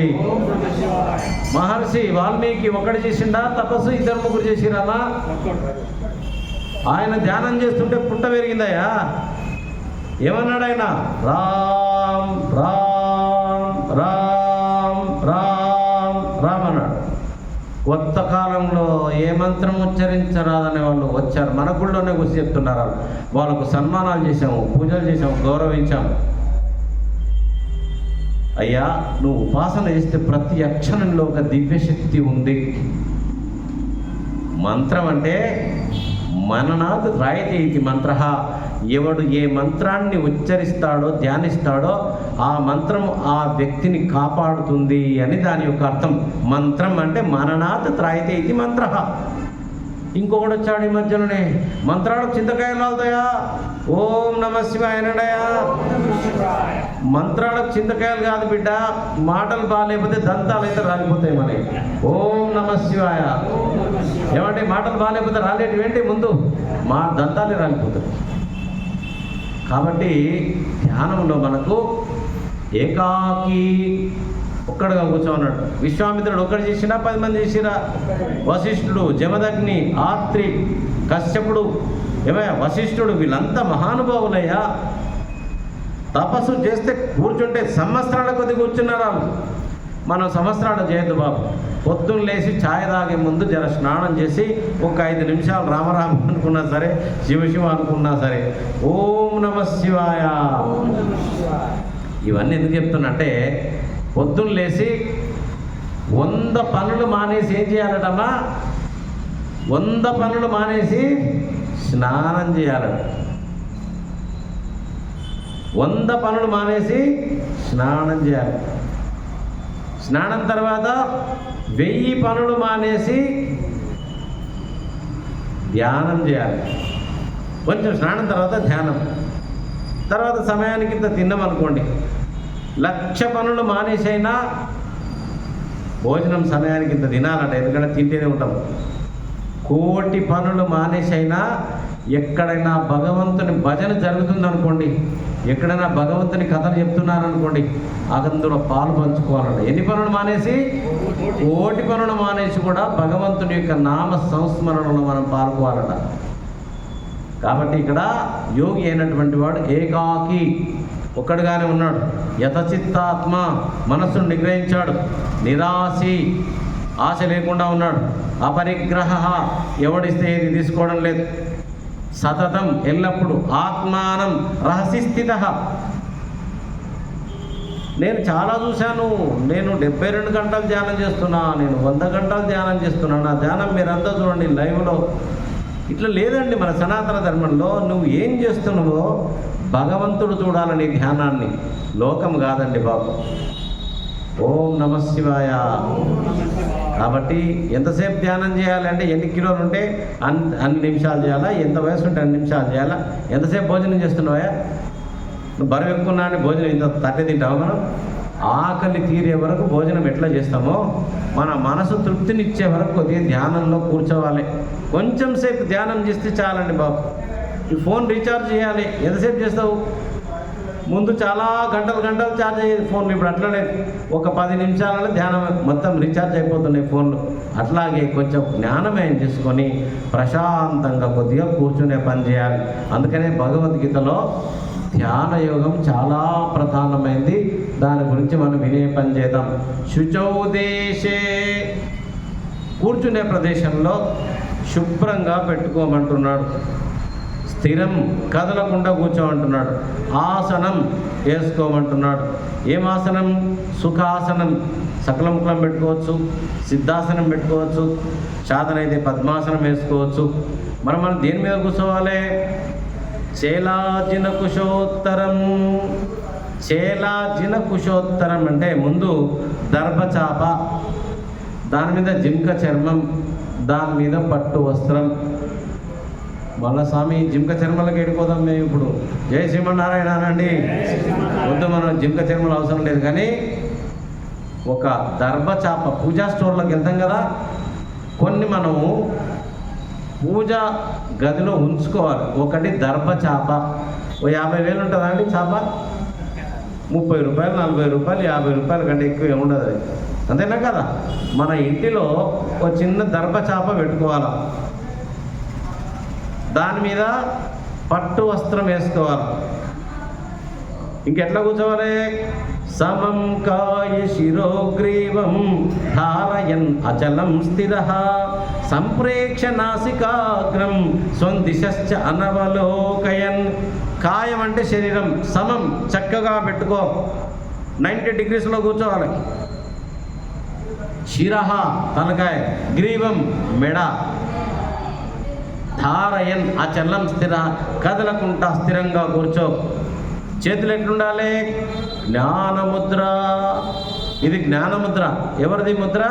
శ్రీకృష్ణుడిది. జ్ఞానముద్రాయ కృష్ణాయ గీతామృత దుహే నమః.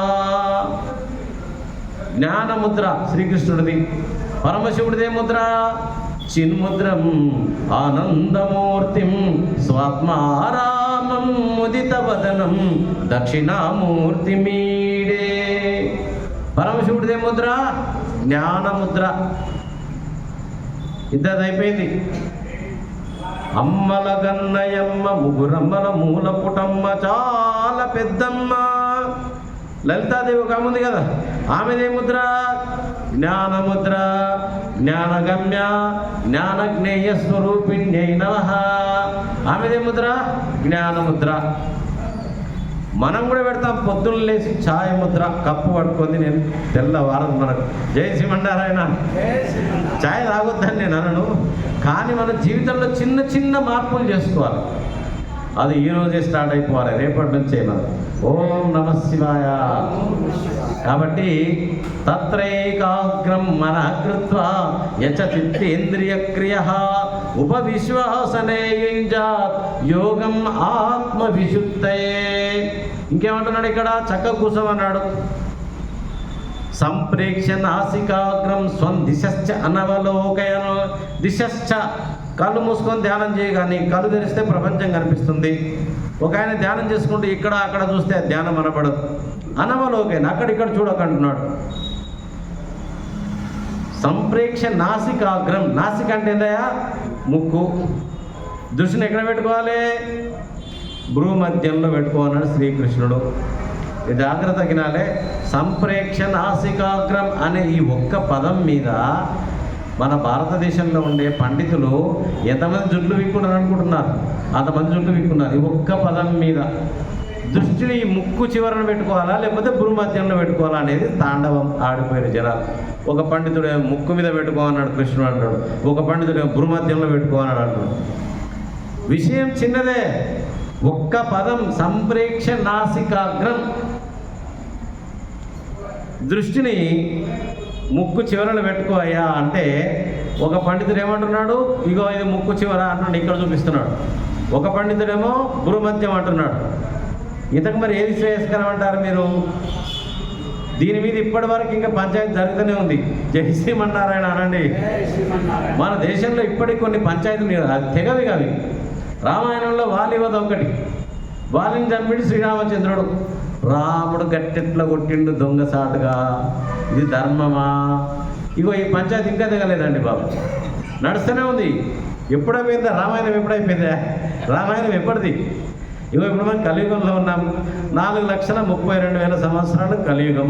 ఓకేనా? ఇప్పుడు మహా అంటే 5,128 సంవత్సరాలు అవుతుంది అంతే కలియుగం వచ్చి. 5,128. శ్రీకృష్ణ భగవానుడు శరీరాన్ని వదిలిన వెంటనే కలియుగం ఆరంభమైంది. శ్రీకృష్ణుడు ద్వాపర యుగం అంతంలో జన్మించాడు. కృష్ణుడు పోయిన వెంటనే కలియుగం వచ్చేసింది.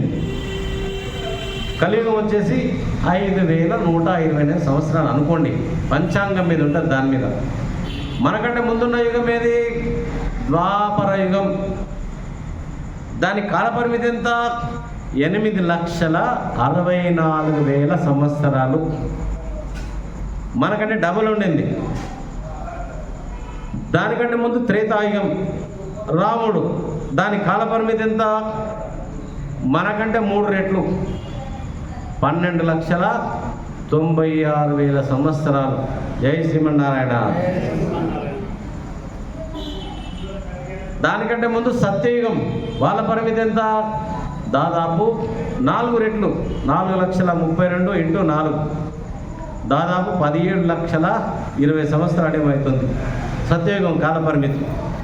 అంటే మనకు రామునికి కలియుగానికి మధ్యలో, త్రేతాయుగానికి కలియుగానికి మధ్యలో ద్వాపర యుగం వచ్చింది.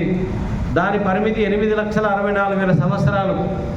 రాముడు మనకు ఎంత లేదన్నా 8,70,000 లేదా 8,80,000 సంవత్సరాల కింద ఉన్నాడు రాముడు. ఏంది లక్షల సంవత్సరాలు అంటే ఏంది? అంతటి రాముడు మరి ఇప్పుడు కూడా మనకు రామరామ అంటున్నాం మనం. కారణం ఏంటి? రామనామంలో ఉండే గొప్పతనం ఈ చరిత్రను మార్చేసింది. త్యాగయ్యకు కనిపించాడు సంగీతం ద్వారా, భద్రాచల రామదాసు కనిపించాడు భక్తి ద్వారా, భక్త పోతన్నకు కనిపించాడు భక్తి ద్వారా. ఎన్నడో మనలో చెప్తూ మనం ఎక్కడో జంప్ చేశాం. పోతన్న గారు శివభక్తుడు. గోదావరి నది దగ్గర కూర్చొని ఓం నమ శివాయ అనుకుంటూ ధ్యానం చేశాడు. వచ్చినవాడు ఎవడయా? సాక్షాత్ శ్రీరాముడు వచ్చాడు. ఏమయ్యా శివుడిని ధ్యానం చేస్తే రాముడు రావడం ఏందయ్యా? నాయన రాముడికి శివుడికి తేడా లేదు. వచ్చినవాడు రాముడు ఎట్లా ఉన్నాడట? మెరుగు చెంగటనున్న మేఘంబు కైవడి నువ్విద చెంగటనుండ నొప్పువాడు. ఎట్లా రాముడు కనిపిస్తున్నాడు? ఆయన ఎట్లా నవ్వుతున్నాడు?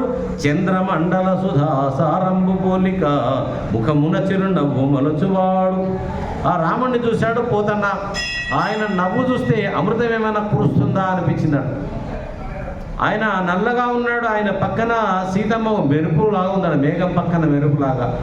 ఎవరైనా అని అడుగుదామనే లోపల రాముడు అంటున్నాడు, నేను శ్రీరామచంద్రుణ్ణి, నీకు ఇది చివరి జన్మ, సంస్కృతంలో ఉన్న భాగవతాన్ని తెలుగులో రాయి అన్నాడు. జన్మ ధన్యమైపోయింది అనుకున్నాడు. ఏమయ్యా ఆ తర్వాత పద్యం ఏముంది భాగవతంలో? పలికెడిది భాగవతమట పలికించడి వాడు రామభద్రుండట నే పలికిన భవహరమగునట పలికెద వేరొండు గాథ పలుకగనేలా. ఏమయ్యా శివుణ్ణి ధ్యానిస్తే రాముడు ఎందుకు వచ్చాడయ్యా అంటే భగవంతుడు ఒక్కడే నాయన, రామునికి శివునికి తేడా లేదు నాయన, అనవసరంగా శివకేశవుల మధ్య గొడవలు పెట్టక నాయన, ఓం నమ శివాయ అనండి. కాబట్టి పురాణాలు చదవాలి, చదివినప్పుడు దాన్ని వినాలి, విని అర్థం చేసుకోవాలి. మామూలు మనలాంటి వాళ్ళం ఏదైనా మాట్లాడితే సరిపోతుందండి. జగద్గురువుల స్థానంలో ఉండి శివుణ్ణి లేవంటే ఎత్తేస్తే ఎట్లా చెప్పండి? ఎంత బాధ అనిపిస్తుందండి. బోలా శంకర మహారాజుకి. కాబట్టి పరబ్రహ్మస్వరూపం అంతా ఒకటే అనే జ్ఞానం మనకు రావాల ముందు. కాబట్టి జగద్గురు అంటే ప్రపంచంలో ఉన్న వాళ్ళ అందరినీ ఒక తాటిపైకి తీసుకొచ్చినాడు ఆదిశంకరాచార్యులు, వేదవ్యాసుడు. రామావతారంలో జగద్గురు ఎవరయ్యా? దత్తాత్రేయులు, బ్రహ్మ విష్ణు మహేశ్వర స్వరూపుడు. సత్యయుగానికి జగద్గురు ఎవరయ్యా? కపిల భగవానుడు, విష్ణు అంశతో ఉన్నాడు. 3 అంశాలు విష్ణువే, కానీ ఒక కలియుగంలోనే శంకరాచార్యం కేశవం బాదరాయణం సూత్ర భాష్య కృతం వందే భగవంతౌ పునః పునః. కాబట్టి మనం ధ్యానంలో ఉన్నాము. ఇగో ఇది జ్ఞానముద్ర, ఇది శివుడిది, ఇది లలితాదేవిది, ఇది శ్రీకృష్ణుడిది. మనము కూడా జ్ఞానముద్ర పెట్టుకోవాలి. ఒకసారి పెట్టుకోండి చూద్దాం. చక్కగా కూర్చోండి, వంకర టిక్కర లేకుండా చక్కగా కూర్చోవాలి. ఒక్కటే నిమిషం ఇట్లా చక్కగా కూర్చోండి. ఓ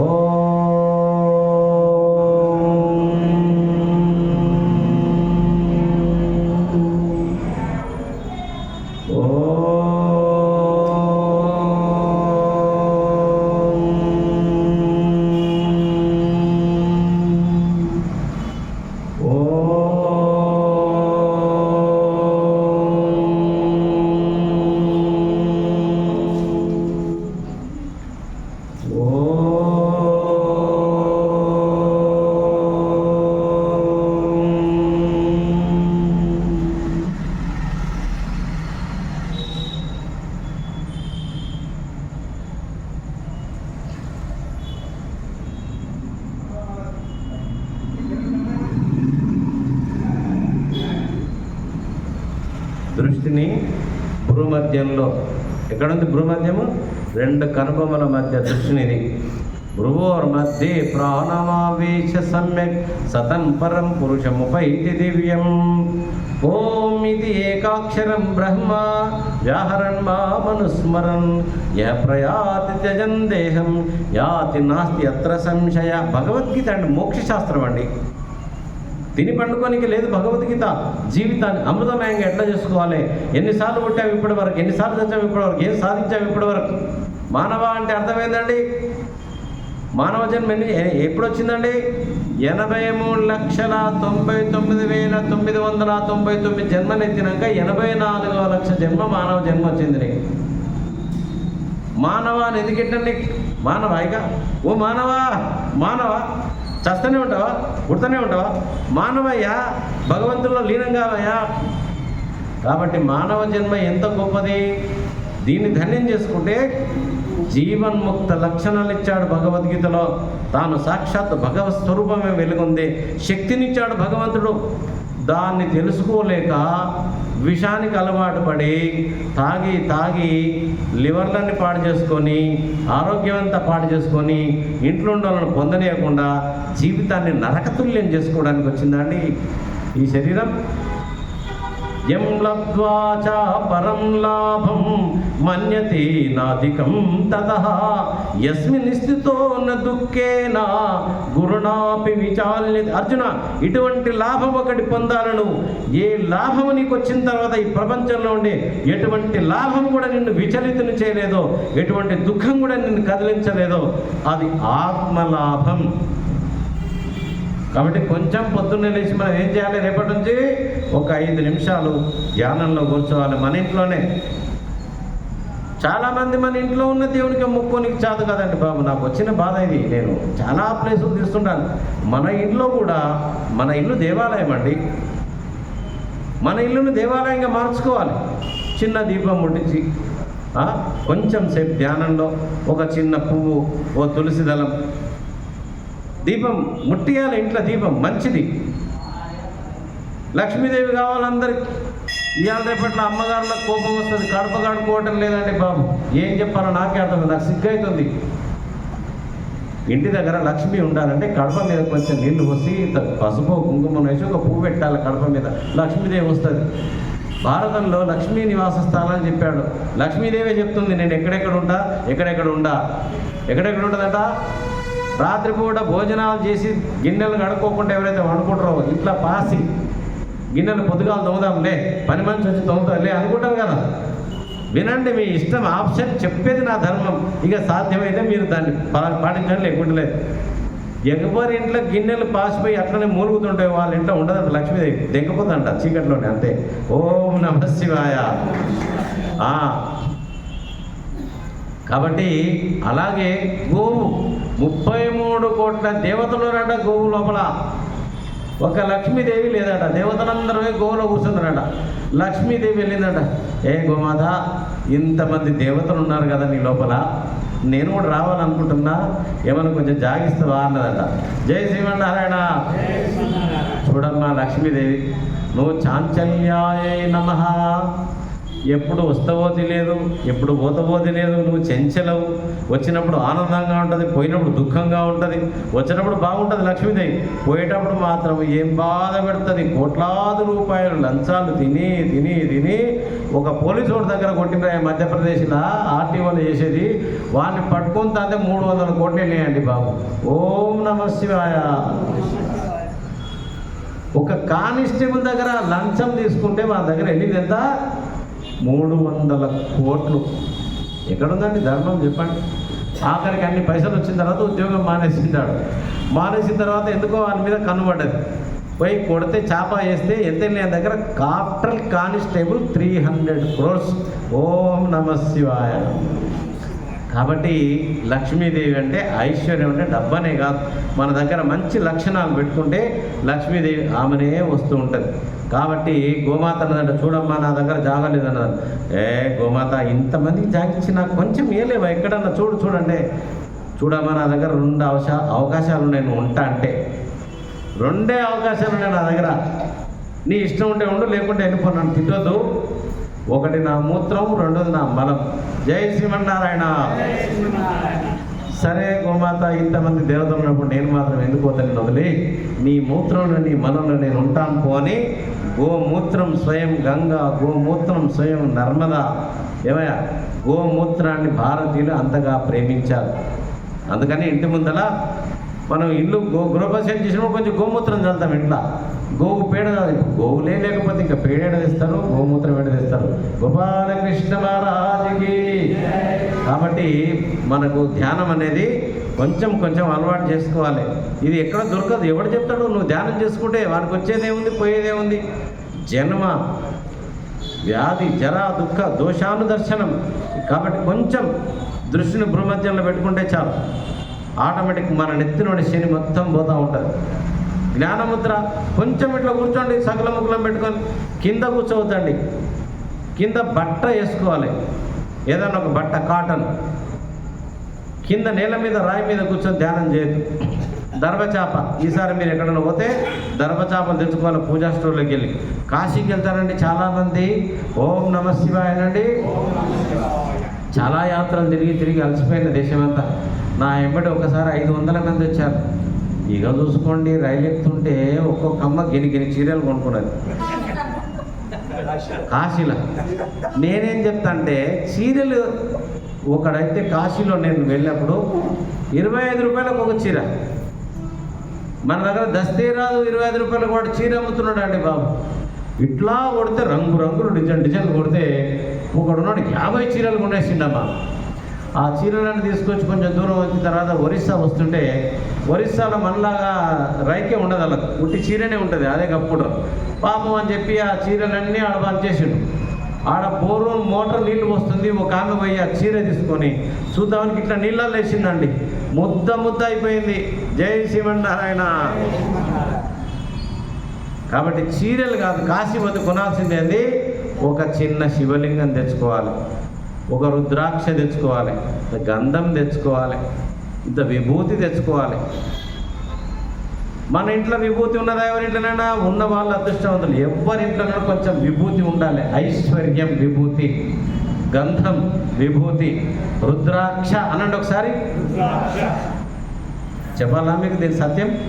ఒక్కసారి రుద్రాక్ష అంటే 10 ఆవులు మీరు శ్రావణ మాసంలో దానం చేసుకున్నారు. ఇప్పుడు రుద్రాక్ష నేను 20 అయిపోయినాయి. ఒక్కసారి రుద్రాక్ష అంటే 10 ఆవులు, మామూలు ఆవులు కావు, కపిల గోవును దానం చేసిన పుణ్యం వస్తుందంట. రుద్రాక్ష అనండి.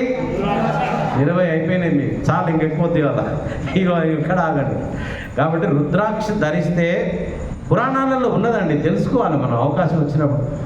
ఒకడు గాడిద మీద రుద్రాక్షలు వేసుకొని పోతున్నాడు, దేవి భాగవతంలో వచ్చింది.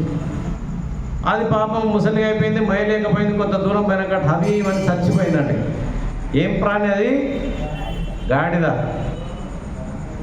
మీద రుద్రాక్షలు ఉన్నంత పుణ్యానికి దాన్ని సరాసరి ప్రాణిని కైలాసం తీసుకొని పోయి శివదూతలు వచ్చి, ఏంటయ్యా గాడిద చేసిన పుణ్యం అంటే రుద్రాక్షలు వేసుకొని చచ్చిపోయింది అంతే. ఓం నమః శివాయ. ఇంకొక పాపాత్ముడు అన్ని తప్పుడు పనులు చేసేది, ఓ చెట్టు కింద పోయి ప్రాణం పోయే సమయం వచ్చింది, టక్కుమని చచ్చాడు. సరాసరి కైలాసం నుంచి వచ్చారు వాడిని. చాలా పాపాత్ముడు కైలాసం తీసుకొని పోతున్నారు.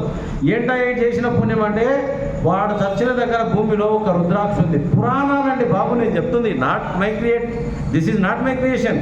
చదవండి పురాణాలలో. రుద్రాక్ష అంత గొప్పనైనటువంటిది, ధరిస్తే ఎంతో పుణ్యం. రుద్రాక్ష వేసుకున్న వాడికి పాపాలు కూడా అంటవట. ఓం నమః శివాయ. అట్లాంటి రుద్రాక్షలు వేసుకొని పాపాలు చేయమని కాదు, చేసిన పాపాలు అంటే పోతాయని అర్థం. గోపాలకృష్ణ మహారాజుకి. కాబట్టి రుద్రాక్ష మాలతో జపం చేస్తే సమస్త కోరికలు తీరిపోతాయి. ఇవాళ జపమెందుకు, తపమెందుకు, యోగాలన్నీ గందరగోళం అయిపోయినాయండి కలియుగంలో.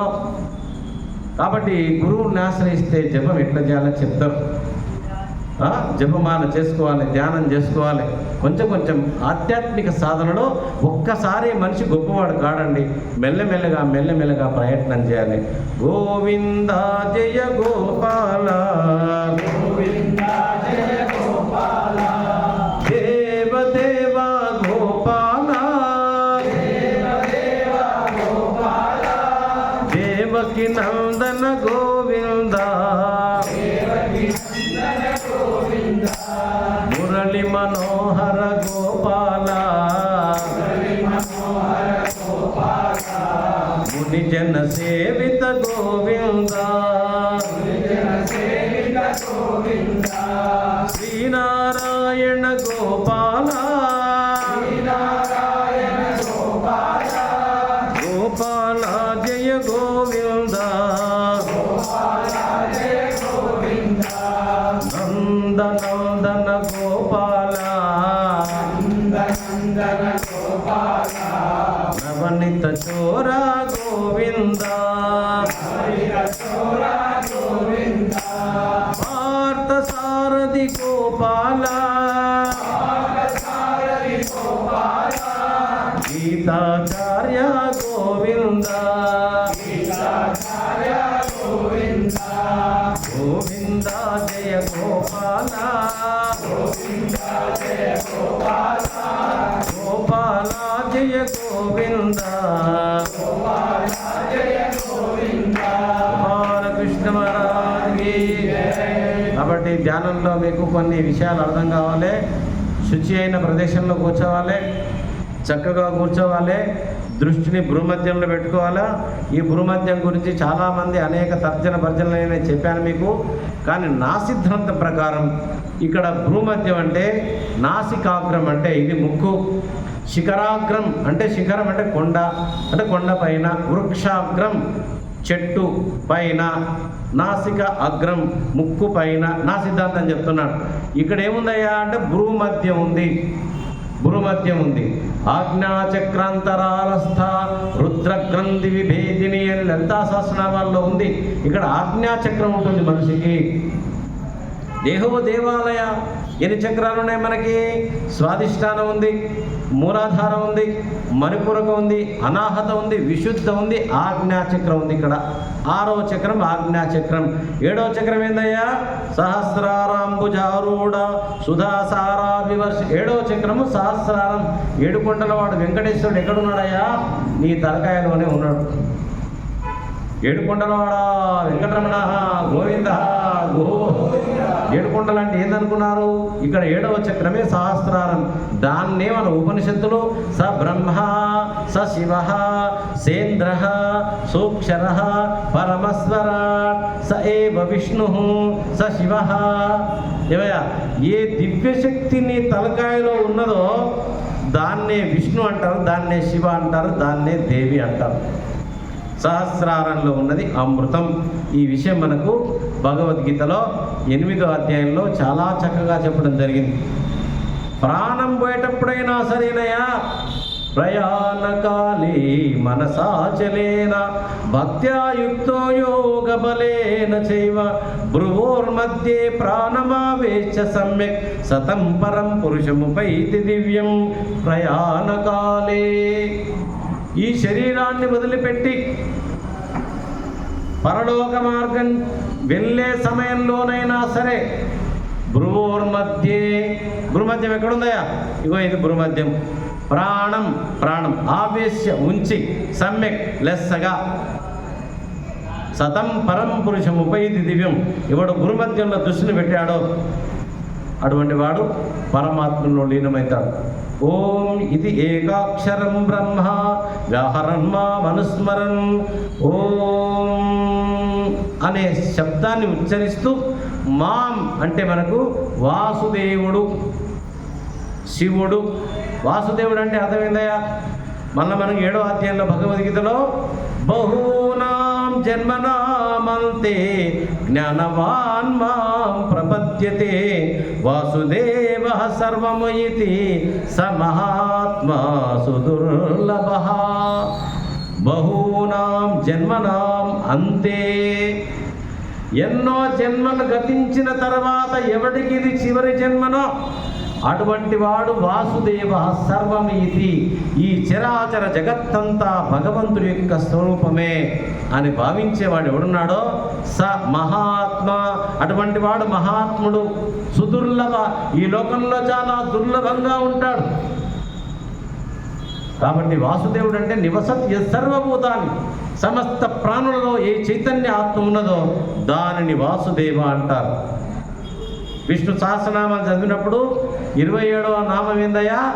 ఓం శివాయ నమః అని అనాలి నువ్వు విష్ణు సహస్రనామాలు చదివితే. కొందరికి శివుడు అంటే భలే కోపం. ఆయన వచ్చి విష్ణు సహస్రనామాల్లో కూర్చున్నాడు. ఇక నేనేం చెప్పాలా బాబు మీకు? ఓం నమః శివాయ అనండి. పోనీ ఒకసారి వచ్చిండా ఈ శివుడు, మళ్ళీ వచ్చిండు 600 నామంలో విష్ణు సహస్రనామాలలో ఓం శివాయ నమః అని మళ్ళీ అక్కడ అనాలి. ఓం రుద్రాయ నమః, ఓం స్థానవే నమః, ఓం శంభవే నమః. ఇవన్నీ శివనామాలు విష్ణునామాలలో ఉన్నాయి. ఓం రుద్రాయ నమః. ఈ రుద్రుడు ఎవరయ్యా? శివుడే రుద్రుడు. రుద్రుడు ఏం చేస్తున్నాడయ్యా? రుద్రుడు అంటే అర్థమైందయ్యా? దుఃఖాలన్నీ తొలగించేవాడు. దుఃఖం ఎక్కడుందయ్యా? రోజు చెప్తున్నా, పుట్టినప్పుడు నవ్వినమా ఏడ్చినమా? ఓం నమ శివాయ. పోయేటప్పుడు నవ్వుతున్నామా ఏడుస్తున్నామా? ఏమైనా నాకు వినపడతలేదు. పోతున్నాడు నవ్వుతామా ఏడుస్తామా? పోయేటప్పుడు ఏడుస్తాం. బ్రతికినప్పుడు ఎన్ని కోట్లు ఉన్నాయి ఇక సాలనే వాడు ఉన్నాడా ఎవడైనా? ఆ ముఖేష్ అంబానీ నువ్వు అడుగుపోండి. అబ్బా బాబోయ్, ఆయన ఇల్లు ఖరీదు ఎంత తెలుసా మీకు? 27 అంతస్తులు, దాదాపు 20,000 కోట్లు ఉండొచ్చు ఆయన ఇల్లు. 600 భవనాలు, రూములు, 100 మంది ఉద్యోగస్తులు. ఆయన భార్య అడిగిందట, ఏమండి నా బర్త్డేకి ఏం గిఫ్ట్ ఇస్తున్నారండి అని అడిగినారు. తక్కువ ఒకటి వరకే ఓ పెద్ద విమానాలు తయారు చేసే కంపెనీకి డబ్బులు పోయి రిసీవ్ అయిపోయినాయట. మలతేలారు వచ్చి విమానము ఆ ఎయిర్పోర్ట్లో దిగిందట ముంబైలో. అదిగో నీకోసం బర్త్డే గిఫ్ట్ అడిగినా కదా, విమానం వచ్చింది చూసుకోకు అన్నాడట. గోపాలకృష్ణ మహారాజుకి ఎంత డబ్బు, ఎంత డబ్బు! ఏం చేస్తావయ్యా డబ్బు ఉండి? శాంతి లేకపోతే ఇక విశేషం ఏంటంటే ఆయన కూడా పబ్లిక్ మనీ బ్యాంకులో ఉంటుంది కదా, నాకు తెలిసి మొన్ననే 1,00,000 కోట్ల రూపాయలు అప్పు తీసుకున్నాడు ఆయన ఉన్నాయి సరిపోక. గోవింద జయ గోపాల దేవ దేవ గోపాల దేవకి నందన గోవింద మత్స్యావతార గోవింద కూర్మావతార గోవింద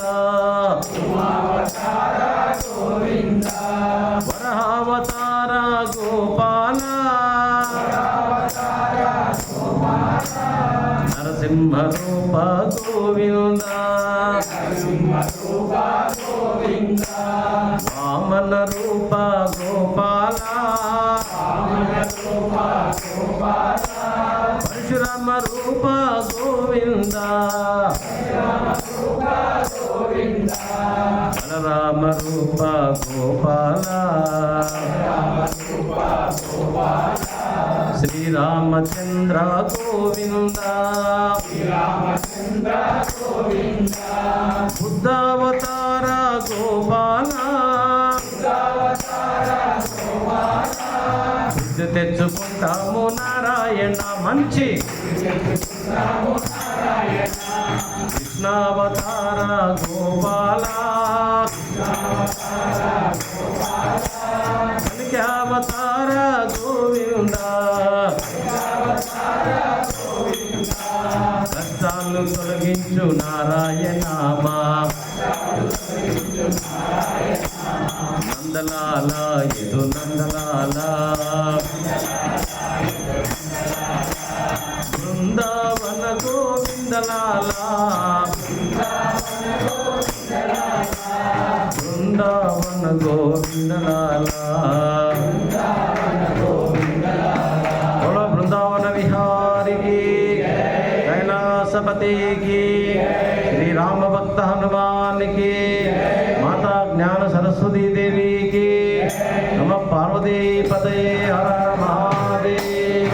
ओम असतो मा गमय तमसो मा ज्योतिर्गमय मृत्योर्मा अमृतं गमय। ओम शांति शांति शांति। प्रजा रामचंद्र